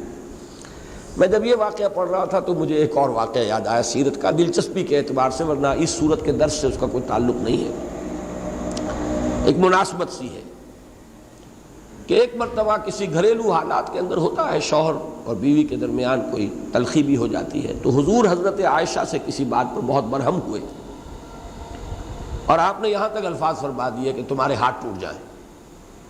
پتہ نہیں کیا تقصیر ہوگی، کوئی نہ کوئی تو ہوگی بات جس پر حضور کو غصہ زیادہ آ گیا۔ اب حضور تو چلے گئے باہر اور آپ بھول بھی گئے، اس وقت ایک خاص کیفیت میں وہ الفاظ نکل گئے تھے۔ کچھ دیر کے بعد واپس آئے تو اب حضرت عائشہ اپنے ہاتھوں کو دیکھ رہی ہیں، اور یہ انداز تھا ان کا، بڑا لطیف انداز تھا، یہ پروٹیسٹ کا انداز ہے اصل میں۔ حضور نے کہا کیا کر رہی ہوں؟ تو عرض کیا میں دیکھ رہی ہوں کہ کب آپ کی بد دعا کا اثر ظاہر ہو۔ تو حضور نے فوراً اللہ سے دعا کی، پروردگار میں بھی انسان ہوں، میں بھی کبھی غصے میں آ جاتا ہوں، اور غصے میں مجھ سے کسی کے لیے کوئی ایسے الفاظ بھی نکل سکتے ہیں، تو پروردگار جس کے لیے کہیں میں غصے میں ایسے الفاظ کہہ دوں تو اسے بد دعا کی بجائے اس کے حق میں دعا بنا دے، اس کو خیر کا ذریعہ بنا دے۔ تو یہ بھی سیرت محمدی کا اہم واقعہ ہے، اور چونکہ اس میں ایک مناسبت تھی ظاہری کہ ابو لہب کہا کرتا تھا تبًا لکما ما ارا فیکما شیئا مما یقول محمد، مجھے تو نظر نہیں آئی ابھی تک، محمد نے تو کہا ہے تبت یدا ابی لہب وتب۔ معاملہ صرف یہ ہے کہ وقت لگتا ہے، اللہ تعالیٰ کی اسکیم لمبی ہوتی ہے، اس کی تقویم جو ہے 1000 سال کا تو اس کا ایک دن ہے، ہم اپنے پیمانوں سے ناپتے ہیں، اللہ کے اپنے پیمانے ہیں، اس اعتبار سے وہاں دیر ہو جاتی اندھیر نہیں ہے، نتائج تو وہی نکل کر رہے، انجام وہ ہو کر رہا، وہ جو میں بیان کر چکا ہوں۔ تبت یدا ابی لہب وتب ما اغنی عنہ مالہ وما کسب، نہ کام آیا اس کے، نہ اس کا مال، نہ اس کی کمائی۔ یہ پھر ماضی کا صیغہ ہے، مراد کیا ہے؟ نہیں کام آئے گی اس کے، نہ اس کی دولت، نہ اس کی کمائی۔ اب یہاں مال اور کسب کو اگر عام معنی میں لیا جائے تو دونوں ایک چیز بن گئے، کسب بھی کمائی، لیکن مفسرین نے مختلف حوالے دیے ہیں کہ در حقیقت کسب کا لفظ جو آتا ہے انسان کے لیے، ایک تو اولاد کے لیے بھی آتا ہے، اولاد بھی انسان کی گویا کہ کمائی ہے، اپنے مستقبل کے لیے انسان اہتمام کرتا ہے، اولاد کی پیدائش ہے، پھر پالنا پوسنا ہے، پروان چڑھانا ہے، یہ سب کیا ہے؟ یہ در حقیقت ایک انویسٹمنٹ ہے اس کے اس مستقبل کے لیے، اس عمر کے لیے، جبکہ وہ معذور ہو جائے گا، اگر بڑھاپے کی عمر آ جاتی ہے، اسے سہارے کی ضرورت ہوگی، تو یہ بھی ایک کمائی ہے انسان کی، یہ بھی ایک انویسٹمنٹ ہے۔ اور ایک یہ بھی مفہوم لیا گیا ہے کہ ظاہر بات ہے کہ جب قریش کے اونچے گھرانے کا فرد تھا، وزیر خزانہ تھا، تو کچھ نہ کچھ دکھاوے کی نیکیاں تو کرتا ہی ہوگا نا، کوئی غریبوں کا کھانا کھلانا، کچھ سورہ معون میں جو آیا ہے یراؤون، یہ مراعات ہے ان کی در حقیقت، یہ صرف ریاکاری کے تحت کچھ کھانے کھلاتے ہیں۔ ابو جہل نے بھی کہا تھا کہ ہمارا اور بنی ہاشم کا مقابلہ چلا آ رہا تھا، انہوں نے کھانے کھلائے، ہم نے ان سے بڑھ کر کھلایا۔ تو یہ کھانا کھلانا مقابلے میں اور ایک دوسرے پر مسابقت اور مفاخرت جو ہے، ایک دوسرے پر فخر کرنے کے لیے، یہ تو ریاکارانہ نہیں۔ تو یہ دونوں مفہوم ہو سکتے ہیں، نہیں کام آئے گی اس کے، نہ اس کی دولت اور نہ اس کی کمائی یعنی اس کی اولاد، یا وہ نیکیاں جس کو یہ سمجھے بیٹھا ہے کہ میں نے بڑی نیکیاں کمائی ہیں، لیکن حقیقت میں ان کی کوئی اللہ تعالیٰ کے ہاں کوئی حیثیت نہیں، کوئی وزن نہیں۔ وہ میں نے کئی مرتبہ آپ کو 3 مقامات کا حوالہ دیا ہے قرآن مجید کے، کہ جن میں تشبیہ اور تمثیل کے پیرائے میں بتایا گیا ہے کہ یہ جو ریاکاری کی نیکی ہے اللہ کے ہاں اس کا کوئی وزن نہیں، کوئی حیثیت نہیں، کوئی مقام نہیں۔ جیسے کہ سورہ نور میں بھی آیا ہے اعمالہم کسراب بقیۃ یحسبہ الظمآن ماء حتی اذا جاءہ لم یجدہ شیئا ووجد اللہ عندہ فوفاہ حسابہ۔ ان کی نیکیاں جو ہیں وہ سراب کے مانند ہیں جنہیں پیاسا دور سے دیکھ کر سمجھتا ہے پانی، حالانکہ پانی نہیں ہے، سسکتا ہوا گھسٹتا ہوا پہنچتا ہے، پانی نہیں ملتا، موت منتظر ہوتی ہے، یعنی اللہ کو پاتا ہے جو اس کا حساب چکا دیتا ہے، کوئی نیکی ویکی نہیں ہے۔ آخرت میں جائیں گے، ایک جگہ آیا ہے وَقَدِمْنَا إِلَىٰ مَا عَمِلُوا مِنْ عَمَلٍ فَجَعَلْنَاهُ هَبَاءً مَنْثُورًا، یہ بڑے بڑے اعمال پر تکیہ کر کے آئیں گے، ہم نے فاؤنڈیشنز قائم کیے تھے، ہم نے ادارے بنا دیے تھے، ہم نے یتیم خانے کھول دیے تھے، ہم نے فلاں کام کیے تھے، معلوم ہوگا سب ریاکاری کا ڈھونگ تھا۔ یہاں تو اللہ تعالیٰ ایک ٹھوکر لگائیں گے اور اسے غبار بنا کر ہوا میں اڑا دیں گے، کوئی حقیقت تمہاری نیکی کی نہیں۔ تو یہ تینوں مفہوم ذہن میں رکھیے، ما اغنا عنہ مالہ وما کسب، اور اس میں وہ بھی ذہن میں رکھیے کہ ہم یہ سورہ ہمزہ میں پڑھ چکے ہیں، یحسب ان مالہ اخلدہ، دولت مند انسان جو ہے وہ بھروسہ کرتا ہے اپنی دولت پر، یہ مجھے ہمیشہ برقرار رکھے گی، میری یاد کم سے کم اس دولت کی وجہ سے دنیا میں ہمیشہ قائم رہے گی۔ پیرامڈز، وہ جو میں نے آپ کو انگریزی کی عبارات بھی سنائی، calm and self-possessed pyramids echo unto eternity, the defined cry of man's will to survive and conquer the storms of time۔ دولت کو انسان ذریعہ بناتا ہے، تاج محل بنا دیا، کروڑوں روپے لگا دیے، میری اور میری بیوی کی محبت جو ہے رہتی دنیا تک یاد رہے، دنیا کو دولت کو ذریعہ بنایا۔ ایک شہنشاہ نے دولت کا سہارا لے کر ہم غریبوں کی محبت کا اڑایا ہے مذاق، حقیقت ہے۔ تو یہ ہے کہ وہ ما اغنا عنہ مالہ وما کسب یحسب ان مالہ اخلدہ، یہ گویا کہ اسی کی طرف حوالہ ہو رہا ہے، کچھ کام نہیں آئے گی، نہ اس کی دولت اسے بچا سکے گی اس انجام سے دنیا میں اور آخرت میں اللہ کے عذاب سے، نہ ہی اس کے بیٹے اس کی اولاد کام آئے گی۔ جیسا کہ میں بتا چکا ہوں، موت کے وقت وہ قریب بھی نہیں پھٹکے، پاس بھی نہیں آئے۔ موت سے بچانا تو دور کی بات ہے، آج تک کسی نے بھی کسی کو موت سے نہیں بچایا، لیکن کوئی خدمت ہے، کوئی تیمارداری ہے، کوئی احترام کے ساتھ، تعظیم کے ساتھ تکفین اور تدفین کا معاملہ ہے، وہ اولاد تو اس کے قریب بھی نہیں پھٹکے۔ ما اغنا عنہ مالہ وما کسب۔ باقی اگر کوئی ریاکارانہ نیکی کا کوئی سمجھتا ہے کہ کوئی اعمال ہے تو آخرت میں ان کی کوئی حیثیت نہیں، ہباء منصورہ ہو جائیں گے۔ سیصلی نارا ذات لہب، ان قریب جھونک دیا جائے گا، پڑے گا، داخل ہو جائے گا اس آگ میں جو بھڑکتی ہوئی آگ ہے، شعلہ زن ہے، لہب۔ یہ وہ میں بیان کر چکا ہوں، اس کے اندر جو صنعت لفظی پیدا ہوئی، ابو لہب ہے یہ دمکتا ہوا چہرہ اور یہ بڑا حسین جو انسان ہے، آخر کو یہ آگ کا ایندھن بن کر رہے۔ سیصلی نارا ذات لہب وامرأتہ، اور اس کی بیوی بھی، میں اسے حالت رفیع میں سمجھتا ہوں، سیصلی میں جو ضمیر فاعلی ہے اسی پر عطف ہے، یہ داخل ہوگا وہ خود بھی، وامرأتہ اور اس کی بیوی بھی، وامرأتہ۔ اور اس کے میں بیان کر چکا ہوں کہ یہ عروہ اس کا نام ہے، ام جمیل کنیت ہے، حرب کی بیٹی ہے، امیہ کی پوتی ہے، ابو سفیان کی بہن ہے، اونچے گھرانے کی خاتون ہے۔ اسی لیے اس کا قول میں نے سنایا، قد علمت قریش انی بنت سیدہا، قریش کو خوب معلوم ہے کہ میں اس کے ایک بہت بڑے سردار کی بیٹی ہوں۔ وامرأتہ حمالۃ الحطب، یہ ذرا مشکل ہے حصہ یہاں پر نحوی اعتبار سے، معنی کے اعتبار سے بھی، اور خاص طور پر اس کا جو اس کا اعراب ہے اس کے اعتبار سے یہ ایک خاصا مختلف فی معاملہ ہے۔ حمالۃ الحطب، حطب کہتے ہیں ایندھن، ایندھن ڈھونے والی، ایندھن اٹھا کر لے جانے والی۔ یہ کنیزیں ہوتی تھیں ان کی، جو جاتی تھیں کہیں باہر سے لکڑیاں وغیرہ چن کر لاتی تھی تاکہ ایندھن کا کام دے، رسی ہوتی تھی ان کے گردن میں پڑی رہتی تھی، گئی ہیں جہاں پہ لکڑیاں چن لی ہیں تو ان کو پھر اب ایک گٹھا بنایا اس رسی سے اور اس کو اپنے سر پر باندھ لیا، جیسے ہر بدو کے سر پر ایک رسی بندھی ہوتی تھی، جو یہ قال آج ہے ان کا۔ اس کا مصرف کیا تھا کہ جہاں وہ اونٹ سے اترا اس رسی کو سر سے کھولا اور اونٹ کا گھٹنا اس سے کس لیا تاکہ اونٹ بھاگ نہ جائے۔ اسی کو کہتے تھے اے قال، عاقل ہو، اس اونٹ کو پہلے عاقل ہا ثم توکل، اونٹنی کو پہلے اس کے گھٹنے کو باندھ دو پھر توکل کرو، حضور نے فرمایا تھا۔ اسی سے یہ قال بنا ہوا، ان کی روایت تھی یہ۔ پھر جب اس اونٹ کو اوپر سوار ہو کے آگے چلنا ہے، گھٹنا کھولا وہ رسی جو ہے اس کے گھٹنے سے نکال کر اپنے سر کے اوپر رس لی۔ اسی طریقے سے یہ ایندھن ڈھونے والی جو ان کی کنیزیں ہوتی تھیں، ان کے گلے میں یہ رسیاں پڑی ہوتی تھیں، گئی ہیں رسی لکڑیاں جمع کی ہیں حطب ادھر ادھر سے، اور اس کو ان کو گٹھا بنانے کے لیے رسی، ورنہ اس کے بعد پھر اپنے کندھے پر ڈال دی۔ تو یہ نقشہ کھینچا گیا ہے ایندھن جمع کرنے اور ڈھونے والی کنیزوں کا، حمالۃ الحطب۔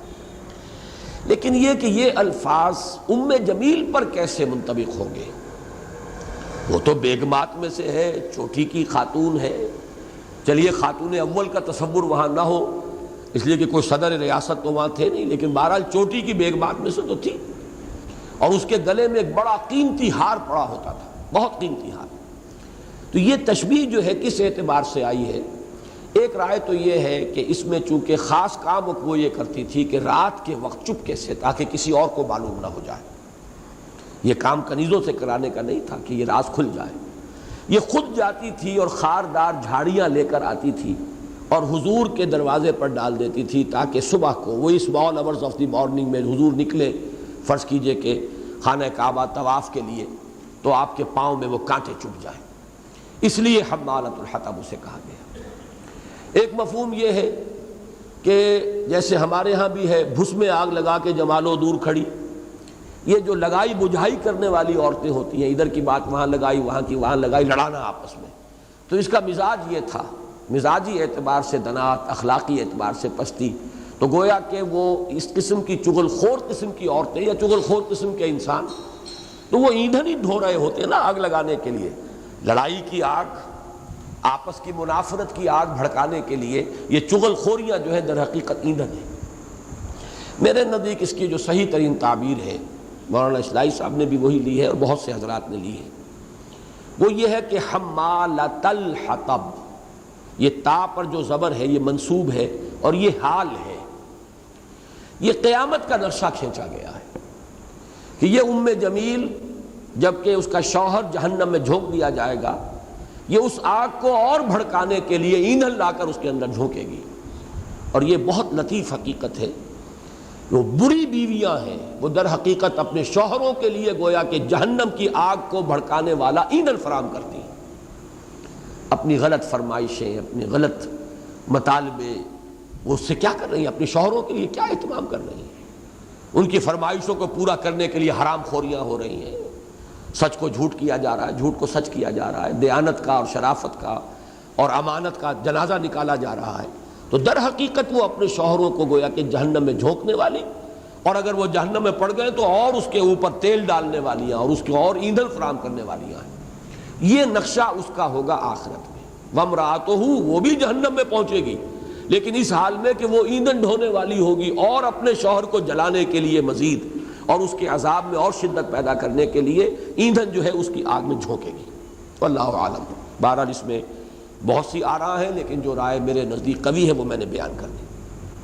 فی جیدہا حبل من مسد، اس کی گردن میں ہوگی ایک رسی، بلکہ رسہ، ہوگا ہی صحیح ہے، اس لیے کہ موٹے بٹے ہوئے رسے کو کہتے ہیں حبل، اور مسد لوہے کے تاروں کو بھی بٹ کر بنایا جاتا تھا، بہت مضبوط رسہ، اس لیے کہ آپ کو معلوم ہے کہ وہاں کنواں اگر کہیں ہوتا تھا تو بہت گہرے ہوتے تھے، اس میں سے پانی کھینچنے کے لیے بڑے مضبوط رسوں کی ضرورت ہوتی تھی، یا یہ کہ کھجور کے پتوں سے بناتے تھے، جیسے آج کل بھی آپ کو وہاں نظر آتی ہیں رسیاں بنتی ہیں، یا کھجور کا ریشہ ہے بٹ کر بناتے تھے، یا اونٹ کے بالوں کو بٹ کر جو ہے بناتے تھے، تو مضبوط رسے۔ فی جیدہا حبل من مسد، اور جید کہتے بھی تھے عام گردن کو نہیں، بلکہ کسی بہت دولت مند خاتون کی گردن جو مرصع ہو بہت سے زیورات سے اور ہار پڑے ہوئے اس میں، وہ جید کہلاتی تھی۔ آج جو اس کی گردن کے اندر ہار پڑا ہوا ہے قیمتی موتیوں کا، آخرت میں یہی ایک موٹے رسے کی شکل اختیار کر لے گا، اور وہی موٹا رسہ ہوگا جس میں کہ وہ باندھ کر ایندھن لائے گی اور اپنے شوہر کی آگ کے اندر اور اضافہ کرے گی۔ یہ تعویل ہے جو میرے نزدیک سب سے زیادہ مناسبت رکھنے والی اس مضمون کے ساتھ۔ تبت یدا ابی لہب وتب ما اغنی عنہ مالہ وما کسب سیصلی نارا ذات لہب وامرأتہ حمالۃ الحطب فی جیدہا حبل من مسد۔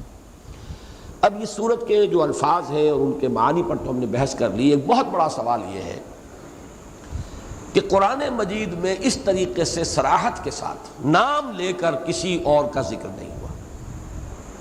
کسی کافر کا، نہ ابو جہل کا نام اس طرح لیا گیا، نہ ولید بن مغیرہ کا لیا گیا، نہ اخنس ابن شریق کا لیا گیا، نہ عقبہ ابن ابی معیط کا لیا گیا، کسی کا نہیں لیا گیا.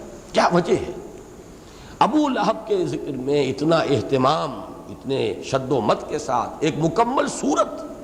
یہ آیتیں نہیں ہیں، یہ تو مکمل صورت ہے، شہر معانی ہے. سور کہتے ہی فصیل کو ہے، ایک فصیل شہر کے گرد کھچی ہوئی ہے، پورا شہر اس کے اندر ہے. یہ کیا وجہ ہے؟ کیا امتیازی کیفیت تھی اس شخص کی اور پھر اس کی بیوی کی بھی؟ ویسے مفسرین نے صرف اس شخص کے بارے میں بات کی ہے، بیوی کے بارے میں بات نہیں کی ہے، کسی نے بھی نہیں کی ہے. یہ میں بعد میں عرض کروں گا. اس میں جو اللہ تعالیٰ نے رہنمائی فرمائی ہے، جو میری رائے ہے وہ میں بعد میں عرض کروں گا. پہلے میں بتا دوں کہ اس پر جو محنتیں کی ہیں ہمارے مفسرین نے، مولانا مودودی نے کافی محنت کی ہے، چیزیں جمع کی ہیں. اس میں سب سے بڑی بات تو یہ ہے کہ یہ شخص ابو لہب جو ہے یہ نہایت قریبی رشتہ دار ہے حضور کا، قرابت دار، چچا ہے، سگا چچا. اور عرب کا یہ عام جو ہے ان کا اصول کہہ لیجئے، ان کی معاشرت، اس میں یہ تھا کہ قبائلی نظام میں اپنے رشتہ داروں کا ساتھ دینا یہ شرافت اور مروت کا تقاضا تھا. اسی تقاضے کے تحت ابو طالب نے ساتھ دیا آخری وقت تک مرتے دم، اور بنی ہاشم نے سب نے ساتھ دیا، بنی مطلب نے سب نے ساتھ دیا. معلوم یہ ہوا کہ یہ خاندانی شرافت اور نجابت کا تقاضا تھا جو پورا ہوا. اور یہی تو وجہ ہے کہ 10 برس تک حضور کو پروٹیکشن حاصل رہی، ورنہ تکہ بوٹی کر دیتے قریش. ان کی نگاہوں کے سامنے ایک شخص ہے، دندناتا پھر رہا ہے مکے کی گلیوں میں، کچھ نہیں کہہ سکتے اسے، اس لیے کہ اگر اس کے اوپر دسترازی کریں گے تو قبائلی جنگ شروع ہو جائے گی، بنو ہاشم کے ساتھ جنگ شروع ہو جائے گی. بنو ہاشم کا سردار ہے ابو طالب اور وہ پشت پناہ ہے، وہ ساتھ دے رہا ہے، چاہے ایمان نہیں لایا، ایمان تو نہیں لایا. بنی ہاشم کی اکثریت ایمان نہیں لائی تھی جب شیب بنی ہاشم میں داخل ہوئے، وہ صرف خاندانی قرابت داری کی وجہ سے داخل ہوئے. اس اعتبار سے اس کا یہ کردار جو ہے یہ بہت ہی قابل مذمت کردار تھا کہ اتنا قریبی عزیز ہونے کے باوجود یہ شخص اس درجے حضور کی ضد میں، عناد میں، دشمنی میں اتنا آگے بڑھ گیا. یہ گویا کہ عرب کے اس عام مزاج، ان کے جو بھی ان کی ویلیوز تھی اس کے اعتبار سے اس کی خصوصیت ہے. یا نوٹ کر لیجئے قرآن مجید میں اکثر رسولوں کے تذکرے میں آتا ہے کہ وہ یہ کہتے تھے وما اسألکم علیہ من اجر، اے لوگوں اس تبلیغ، اس دعوت، اس نصیحت پر میں تم سے کوئی اجرت طلب نہیں کرتا، تم سے کوئی اجر نہیں چاہیے. یہ تو گویا کہ اصل الاصول ہے، بنیاد ہے. لیکن ایک جگہ قرآن مجید میں سورہ شورى میں اس میں ایک استثناء بھی آیا ہے. قل لا اسألکم علیہ من اجر الا المودۃ فی القربى، ایک اللہ آ گیا. اے نبی ان سے کہہ دیجئے مجھے تم سے کوئی اجر نہیں چاہیے سوائے یہ کہ قرابت داری کی محبت کا تو کوئی لحاظ کرو، میرا ساتھ نہ دو، میری دشمنی تو نہ کرو. یہ بھی در حقیقت عرب کا وہی جو قبائلی پس منظر ہے، کچھ تو لحاظ کرو. دشمن تو دشمن ہے، اپنے بھی مجھے اگر تکلیف پہنچائیں گے تو یہ تو تمہارے اپنے اصولوں کے خلاف ہے، تمہارے اپنے نظام کے خلاف ہے، تمہارے اپنے قواعد و ضوابط کے خلاف ہے. الا المودۃ فی القربى، یہ صرف آیا ہے، اس کو اہل تشیع نے مفہوم کچھ اور دے دیا کہ حضور نے اپنے قرابت داروں اور اہل بیت کے لیے، اور اہل بیت ان کے نزدیک صرف حضرت علی، حضرت فاطمہ اور حضرات حسنین رضی اللہ تعالیٰ عنہ صرف یہ ہے. تو اس آیت کا وہ مفہوم صحیح نہیں ہے، یہ مفہوم صحیح ہے کہ انہیں گویا کہ غیرت دلائی گئی ہے کہ کم سے کم قرابت داری کا لحاظ کرو، میرا ساتھ نہیں دیتے نہ دو، لیکن یہ کہ میری مخالفت پر، جیسے کہ یہود سے کہا گیا وَلَا تَكُونُوا أَوَّلَ كَافِرٍ بِهِ، تم تو سب سے بڑھ کر اور سب سے پہلے کفر کرنے والے نہ بن جاؤ، تم تو تورات کے پڑھنے والے ہو، انجیل کے پڑھنے والے ہو، تم تو انبیاء اور رسول کو ماننے کے دعوے دار ہو. اگر قریش نے میری مخالفت کی تو ٹھیک ہے، کی انہیں تو کچھ معلوم نہیں، نہ کتاب ہے نہ شریعت ہے، کچھ بھی نہیں ان کے پاس، وہ امی ہے. وَلَا تَكُونُوا أَوَّلَ كَافِرٍ بِهِ، یہ در حقیقت اس انداز کی بات جو ہے وہ ہے إِلَّا الْمَوَدَّةَ فِي الْقُرْبَى. اسی کے حوالے سے، اور یہ بات صحیح لکھی ہے جنہوں نے بھی لکھی ہے، کہ چونکہ اس کا معاملہ یہ تھا کہ یہ علیحدہ ممیز ہو گیا، سب بنی ہاشم حضور کا ساتھ دے رہے ہیں ابو طالب کی زیر قیادت، زیر سیادت، لیکن یہ شخص جو ہے نہایت بغض میں، دشمنی میں، اور یہ بغض اور دشمنی میں نہ صرف شدت بلکہ کمینگی کا عنصر بھی شامل تھا. اس کے لیے چند مثالیں اپنے ذہن میں رکھ لیجئے۔ اس کے 2 بیٹوں کا رشتہ تھا یا نکاح ہو چکا تھا حضور کی 2 صاحبزادیوں سے۔ یہ نکاح بھی ہو گیا ہو، اگر رخصتی نہ ہوئی ہو تو وہ رشتے میں اور نکاح میں، اور اس وقت تک ظاہر بات ہے ابھی شریعت اسلامی تو نازل نہیں ہوئی تھی، قوانین تو ابھی نہیں آئے تھے، اس اعتبار سے وہ کیا شکل تھی ہم تفصیل سے نہیں کہہ سکتے، لیکن بہرحال منسوب تھی یا یہ کہ نکاح ہو چکا تھا۔ اس نے کہا دونوں سے میں تم سے مقاطعہ کر لوں گا اگر تم نے طلاق نہ دی محمد کی دونوں بیٹیوں کو صلی اللہ علیہ وسلم۔ ان دونوں نے اپنے بات کا کہنا مان کر باپ کا اور آ کر حضور کے سامنے، ایک نے بہت زیادہ گستاخی کا معاملہ بھی کیا، دونوں نے طلاق دی، کھڑے ہو گئے ڈٹ کر ہم آپ کی دونوں بیٹیوں کو طلاق دیتے ہیں، اور ایک نے غالباً عتیبہ اس کا نام تھا، اس نے حضور پر تھوکا بھی، اگرچہ وہ حضور پر نہیں پڑا اس کا تھوک، لیکن اس نے تو تھوک دیا نا، حضور تک پہنچا یا نہیں پہنچا۔ جس نے پتھر اٹھا کر دے مارا اس نے تو پتھر دے مارا، وہ پتھر اس کو لگا یا نہ لگا وہ تو اپنے عمل کا کسب کر چکا۔ تو حضور نے بد دعا دی تھی اسے عتیبہ کو کہ اے اللہ اپنے کتوں میں سے کسی کتے کو اس شخص پر، اس نوجوان پر مسلط کر دے۔ چنانچہ یہ اس کا حشر ہوا ہے کہ وہ اپنے باپ کے ساتھ، ابو لہب بھی ساتھ تھا اور یہ دونوں بیٹے بھی ساتھ تھے، یہ شام کی طرف گئے ہیں قافلہ لے کر، ایک تجارتی قافلہ، غالباً واپسی پر کہیں پڑاؤ تھا، تو بتایا گیا کہ اس وادی میں کبھی کبھی شیر آ جاتا ہے۔ ابو لہب کو یاد آ گیا کہ محمد نے یہ بد دعا دی تھی صلی اللہ علیہ وسلم، اس نے کہا قافلے والوں سے بھائی کوئی خصوصی اہتمام کرو میرے بیٹے کا، اس کا عتیبہ کا، اس لیے کہ مجھے اندیشہ ہے۔ تو انہوں نے یہ کیا کہ اس کو درمیان میں اس کے سونے کی جگہ جو بھی تھی اس کے چاروں طرف اونٹوں کی قطاریں بٹھا دی، فصیلیں بنا دی اونٹوں کی، اور اس کی حفاظت کے لیے گویا قلعہ بند کر دیا، اور سو گئے۔ رات کو پوری رات جاگ تو نہیں سکتے تھے، لیکن یہ کہ رات کو شیر آیا اور ان تمام فصیلوں پر سے وہ گزرا اور جا کر اس نے اسے پھاڑ کھایا۔ یہ اس کا انجام ہوا ہے، حضور صلی اللہ علیہ وسلم کی بد دعا جو ہے اس کا یہ نتیجہ نکلا ہے۔ اسی طریقے سے یہ میں سنا چکا ہوں آپ کو سورۃ الکوثر کے ابتر کے ذکر میں کہ یہ شخص اتنا کمینہ ہے کہ جس رات حضرت قاسم کا انتقال ہوا ہے، حضور کے سب سے بڑے صاحبزادے، انہی کے حوالے سے کنیت جو ہے حضور کی ابو القاسم ہے، اس رات انتقال ہوا ہے، خوشی کے مارا دوڑا ہوا گیا ہے قریش کے جہاں ان کا لگا ہوا تھا مجمع، جو بھی ان کی چوپال تھی، کہ خوشخبری ہو، تانیت ہو، محمد ابتر ہو گیا، یعنی محمد کا سلسلہ نسل کا جو ہے منقطع ہو گیا، اب ان کی نسل ہے ہی نہیں، کوئی نام لینے والا رہے گا ہی نہیں۔ یہ جتنے دن بھی ہمیں ستا لے اور ہمارے معبودوں کو برا بھلا کہہ لے، لیکن یہ کہ بہرحال آگے اس کا نام لینے والا کوئی نہیں۔ اسی میں وہ سورہ کوثر میں آیا تھا، ان شانئک ھو الابتر، اے نبی آپ کا سلسلہ منقطع ہونے والا نہیں ہے، رفعنا لک ذکرک، آپ کا ذکر تو بلند سے بلندتر ہوتا چلا جائے گا، ہاں آپ کا دشمن جو ہے وہ ابتر ہے، اس کا کوئی نام لیوا نہیں رہے گا۔ تو یہ واقعہ بھی نوٹ کر لیجیے۔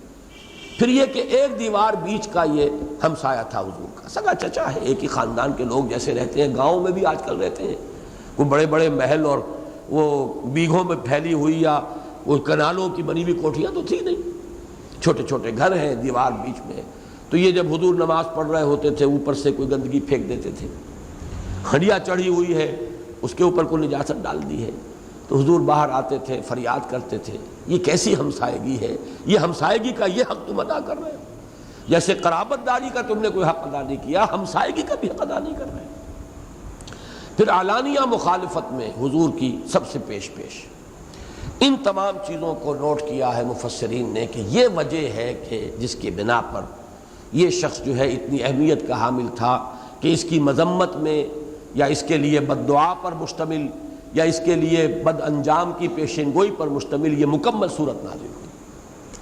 اب میں آپ سے عرض کرتا ہوں کہ در حقیقت حکمت قرآنی کا، اور جو حضرات میرے اس سلسلہ درس سے وابستہ رہے ہیں ان کے ذہن میں پہلے سے یہ چیزیں موجود ہوں گی، آج آخری مرتبہ انہیں پھر دوبارہ ترتیب سے ذہن میں اپنے مرتب کر لیں۔ اس سورہ مبارکہ میں میرے نزدیک 2 چوکے ہیں جو مکمل ہو رہے ہیں۔ یہ ذرا لفظ سمجھیے، جیسے 4 سورہ اور 6 سورہ ایک لفظ ہے جو میں نے وضع کیا ہے، چوکا، چوکی، چارپائی، 3 پائے نہیں ہوتے، 4 پائے ہوتے ہیں اس میں، 4 پائی، چوکی۔ 2 اعتبارات سے نامکمل چوکے تھے جو اس صورت میں آ کر مکمل ہو گئے۔ یہ تو ہے عنوان، جملہ جو میں نے عنوان کے طور پر دیا، اس کی وضاحت کیا ہے۔ میں تفصیل سے پہلے بیان کر چکا ہوں کہ تمام کافر برابر نہیں تھے، نہ ہر زن زنستو، نہ ہر مرد خدا پنج انگوش یکساں نہ کرتے، نہ تمام مومن ایک جیسے تھے، نہ تمام کافر ایک جیسے تھے۔ کافروں میں بدترین بھی تھے، کافروں میں اچھے بھی تھے، اہل ایمان میں بہت بلند بھی تھے، ابو بکر صدیق، عثمان غنی، صدیقین، ان میں شہداء بھی تھے، عام صالحین بھی تھے۔ تو درجہ بندی تو ہے، گر حفظ مراتب نہ کنی زندگی۔ اب آپ نوٹ کیجئے، 4 درجے قائم کر لیجئے ان لوگوں کے جو حالت کفر میں جن کی موت واقع ہوئی،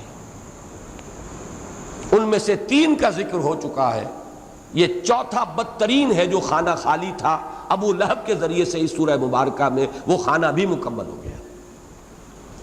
وہ 3 کون سے تھے میں پہلے تفصیل سے بیان کر چکا ہوں، یہ سورۃ اللیل کے ذکر میں مراتب، فَأَمَّا مَنْ أَعْطَىٰ وَاتَّقَىٰ وَصَدَّقَ بِالْحُسْنَىٰ فَسَنُيَسِّرُهُ لِلْيُسْرَىٰ۔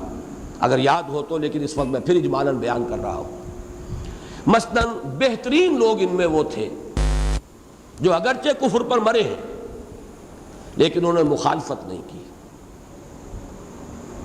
بغض ذاتی کا مظاہرہ نہیں کیا، بلکہ شرافت یا قرابت کی بنیاد پر ساتھ دیا۔ مثلاً ابو طالب ایمان تو نہیں لائے، حالت کفر میں انتقال ہوا، آخری وقت تک بھی حضور فرما رہے ہیں کہ چچا جان میرے کان میں کلمہ پڑھ دیجئے تاکہ اللہ کے ہاں میں گواہی دے سکوں۔ نہیں، کفر پر جان دے دی۔ اے بھتیجے، میں جانتا ہوں تیرے دین سے بہتر دین کوئی نہیں، لیکن میں یہ نہیں چاہتا کہ عرب کی عورتیں تانا دیں کہ ابو طالب موت سے ڈر گیا اور موت آئی تو ایمان لے آیا، میں یہ نہیں چاہتا، محروم چلا گیا۔ حضور فرماتے ہیں کہ جہنم میں سب سے ہلکا عذاب جو ہے وہ ابو طالب کو ہوگا، لیکن وہ عذاب بھی یہ ہوگا کہ آگ کی 2 جوتیاں پہنائی جائیں گی جس کے زیر اثر یہ کھوپڑی میں دماغ ایسے پکے گا جیسے ہنڈیا چولہے پر، لیکن ساتھ دیا، بہت بڑا محسن ہے، ہم سب کا محسن ہے، حضور کا محسن ہے، ہمارا محسن ہے کافر۔ دوسری مثال، مطعم بن عدی ایمان تو نہیں لایا، لیکن حضور جب داخل نہیں ہو سکتے تھے مکے میں، قتل کا فیصلہ ہو چکا دارالندوہ میں، لیکن شرافت، یہ قرابت تھی ابو طالب کی، قرابت کا حق ادا کیا، اور مطعم بن عدی نے شرافت کا حق ادا کیا۔ جب حضور نے پیغام بھجوایا ہے طائف سے واپس آ کر، اگر تم مجھے اپنی امان میں لے لو تو میں مکے میں آ سکتا ہوں، ورنہ نہیں۔ اب یہ عرب کی شرافت سے بعید تھا، دشمن بھی امان مانتا تھا تو امان دے گا، تو شرافت کا اس نے مظاہرہ کیا، ٹھیک ہے میں آپ کو اپنی امان میں لیتا ہوں، آ جائیے۔ حضور نے پھر پیغام بھیجا، یوں نہیں خود آ کے لے کر جاؤ، اس لیے کہ دارالندوہ میں تو فیصلہ ہو چکا ہے، قتل کر دو محمد کو، ہر شخص کے ہاتھ میں لائسنس ہے قتل کرنے کا، کھلی چھوٹ ہے اسے، تو اگر جیسے ہی میں داخل ہوں کوئی شخص قتل کرنے کا حملہ کرے گا، اور پھر وہ پلی یہ لے سکتا ہے مجھے کیا پتا تھا کہ مطعم بن عدی نے امان دی ہے، لہذا حضور نے کہا آ کر لے کر جاؤ۔ وہ شخص اپنے 6 جوان بیٹوں کو لے کر آیا ہے ہتھیار سجا کر، اور پھر ان کے پہرے میں حضور کو مکے میں لے کر داخل ہوا۔ میرا اور آپ کا محسن ہے یا نہیں؟ مرا حالت کفر پر ہے، اور حضور کے یہ الفاظ ریکارڈ پر ہیں، غزوہ بدر میں جب وہ 70 اسیر تھے، قریش کے سردار بڑے بڑے، آپ نے فرمایا تھا کہ اگر آج مطعم بن عدی زندہ ہوتا اور اگر وہ سفارش کرتا میں ان سب کو چھوڑ دیتا بغیر کسی معاوضے کے۔ تھے تو کافر لیکن یہ بہترین کافر۔ اب یہاں نوٹ کر لیجئے، ابو طالب اور مطعم بن عدی اگر ایمان لے آتے تو ابو بکر صدیق اور عثمان غنی کے درجے کے مومن ہوتے۔ کیوں؟ شرافت تھی، نجابت تھی، جیسے کہ حضور نے فرمایا خیارکم فی الجاہلیت خیارکم فی الاسلام، الناس کالمعادن، لوگ تو معدنیات کی طرح ہیں، سونے کی اور ہوگی صاف کریں گے سونا بنے گا، چاندی کی اور ہے صاف کرو گے چاندی بنے گی، سونا تو نہیں بن جائے گا۔ تو جو بھی لوگوں کے کردار ہیں، جو بھی ان کی شخصیتوں کا، جو پرسنالٹی کا ان کا سٹرکچر ہے، وہ تو برقرار رہے گا۔ پہلے کفر میں تھا، اب ایمان میں آ گیا، خیارکم فی الجاہلیت خیارکم فی الاسلام۔ دوسرے درجے میں مخالفین تھے، لیکن بہترین مخالف بئی معنی، نہ بزدل تھے نہ بخیل تھے، مخالف تھے، مخالفت کس بنا پر تھی؟ تعصب کی بنیاد پر، عصبیت، ہمارا دین، ہمارے آباء و اجداد، ہمارے اسلاف، ہماری روایات کیسے چھوڑ دیں؟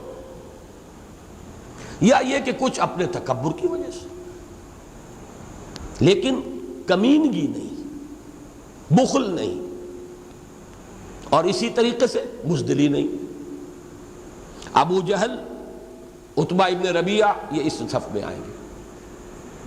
بدر میں گئے ہیں، ڈنکے کی چوٹ، مقابلہ بھی کیا، گردنیں کٹوائی ہیں، قربانیاں دی ہیں۔ نہ بخیل تھے، ابو جہل کا قول میں سنا چکا ہوں آپ کو، بنو ہاشم نے کھانے کھلائے، ہم نے ان سے بڑھ کر کھلائے۔ بزدل بھی نہیں ہے، بخیل بھی نہیں۔ یہ ہے کہ مخالف تو ہے، لیکن مخالفین میں یہ بہترین لوگ تھے۔ اسی لیے میں بیان کر چکا ہوں سورۃ العلق میں، اگر یہ ایمان لے آتا تو کیا ہوتا؟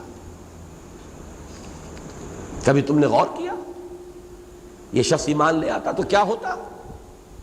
یہ عمر بن الخطاب کے درجے کا مومن ہوتا اور حمزہ کے سطح کا مومن ہوتا۔ یہ دونوں ایک جگہ بریکٹ کر رہا ہوں میں، عمر اور حمزہ، اور ادھر ابو جہل اور عتبہ ابن ربیعہ۔ دلیل تو میرے پاس اتنی قوی ہے جس کو کوئی شخص رد کر ہی نہیں سکتا۔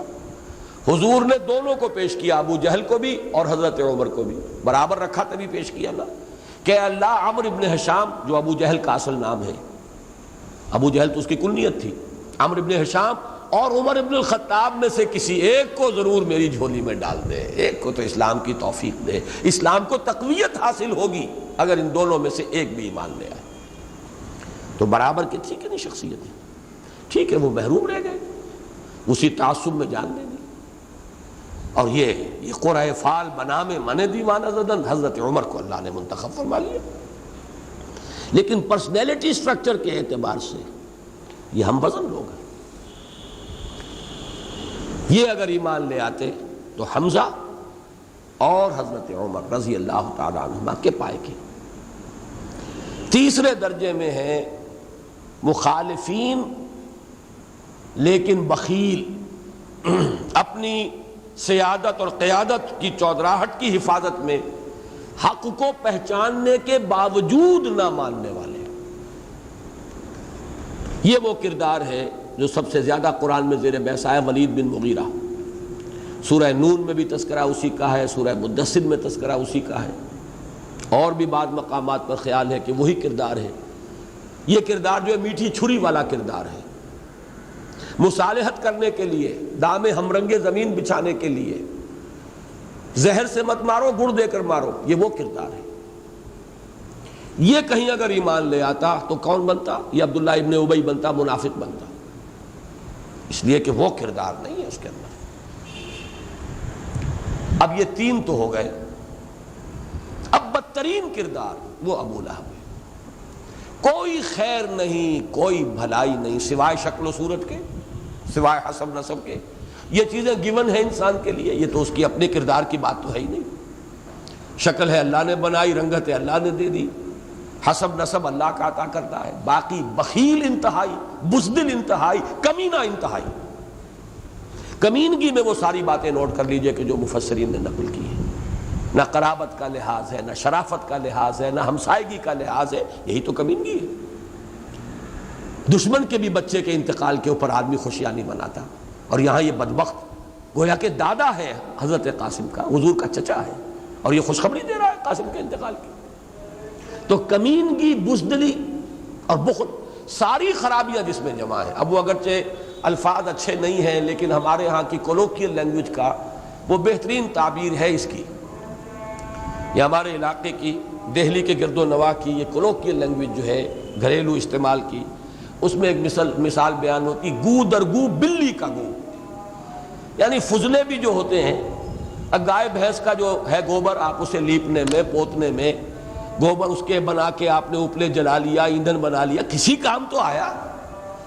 لیکن بلی کا فضلہ یا کتے کا فضلہ، یوں اس کے لیے کہا جاتا ہے گو در گو بلی کا گو، نہ لیپنے کا نہ پوتنے کا، کوئی خیر کسی کام کا ہے ہی نہیں اس کے اندر۔ یہ ہے اصل میں کردار ابو لہب کا، اور یہ چوکا مکمل ہو رہا ہے۔ حضور صلی اللہ علیہ وسلم کے مخالفین تین، اور وہ جو ایمان کے بغیر دنیا سے چلے گئے کافر، ان کے 4 درجے. بہترین درجہ جس کی مثال ابو طالب اور مطعم بن عدی. اس سے کمتر درجے میں مخالف ہے لیکن نہ بزدل ہے نہ بخیل ہے، ابو جہل عتبہ ابن ربیعہ. اس سے کمتر درجے میں مصلحت کوش، منافق، کفر کا منافق، اسلام میں بھی آتا تو منافق ہی بنتا، وہ ولید بن مغیرہ. اور بدترین، ہر خیر سے خالی، یوں سمجھیے ظلمات بعضها فوق بعض کا جو نمونہ ہے وہ ہے ابو لہب. چوکا مکمل ہو گیا نا. اب دوسرا چوکا لیجئے، ام جمیل. یہ جو میں نے اب بات بیان کی ہے ابو لہب کے حوالے سے، یہ تو شاید آپ کو معلوم ہو کہ کچھ اس میں تکلف ہے یا کوئی اپنا فلسفہ، اپنے کو عقل کی کہ گھوڑے دوڑائے گئے ہیں. لیکن دوسری بات تو میں قرآن مجید کی ایک سورت کے حوالے سے بیان کیا کرتا ہوں. سورہ تحریم میں 3 طرح کی خواتین کا کردار بیان ہوا ہے. وہاں بھی چوتھا پایا خالی تھا جو یہاں آ کر پورا ہوا ہے. ایک خواتین وہ تھیں جو بہترین شوہروں کے گھر میں لیکن خود بدترین عورتیں. ضرب اللہ مثلا للذین کفروا امرأۃ نوح وامرأۃ لوط کانتا تحت عبدین من عبادنا صالحین فخانتاہما فلم یغنیا عنہما من اللہ شیئا وقیل ادخلا النار مع الداخلین. حضرت نوح کی بیوی، حضرت لوط کی بیوی علیہم السلام، دونوں جہنمی. معلوم ہوا کہ بدترین معاملہ ہو گیا کہ شوہر وہ اللہ کے رسول، اللہ کے بندے، کانتا تحت عبدین صالحین، لیکن یہ کہ خود نہایت بدتر کردار. دوسرا کردار، بدترین شوہر کے ہاں بہترین بیوی. وَضَرَبَ اللَّهُ مَثَلًا لِلَّذِينَ آمَنُوا امْرَأَتَ فِرْعَوْنَ، شوہر خدا کا دشمن، باغی، انا ربکم الاعلیٰ کا مدعی. بیوی حضرت آسیہ، نہایت نیک سرشت، پاک طینت عورت. اسے وہ محل کا عیش اور آرام جو ہے وہ کاٹ کھانے کو دوڑ رہا ہے. اذ قالت رب ابن لی عندک بیتا فی الجنۃ ونجنی من فرعون وعملہ ونجنی من القوم الظالمین. ایک ایک لمحہ جو ہے سوہان روح ہے جو گزر رہا ہے وہاں. اس محل کی لذتیں مجھے نہیں چاہیے، پروردگار مجھے تو اٹھا لے، میرے لیے تو گھر بنا لے اپنے پاس جنت میں، یہ مجھے پسند نہیں. تو گویا کہ بہترین شوہروں کے ہاں بدترین بیویاں، بدترین شوہر کے ہاں بہترین بیوی. 2 ایکسٹریمز آ گئی. تیسری مثال حضرت مریم سلام علیہا، نور علی نور. وہاں اگرچہ ان کے شوہر نہیں ہے لیکن یہ کہ بہترین ماحول ملا. کفلہا زکریا، زکریا کی گود میں پلنے والی خاتون، خود نہایت پاک طینت، نیک سرشت، یہ نور علی نور.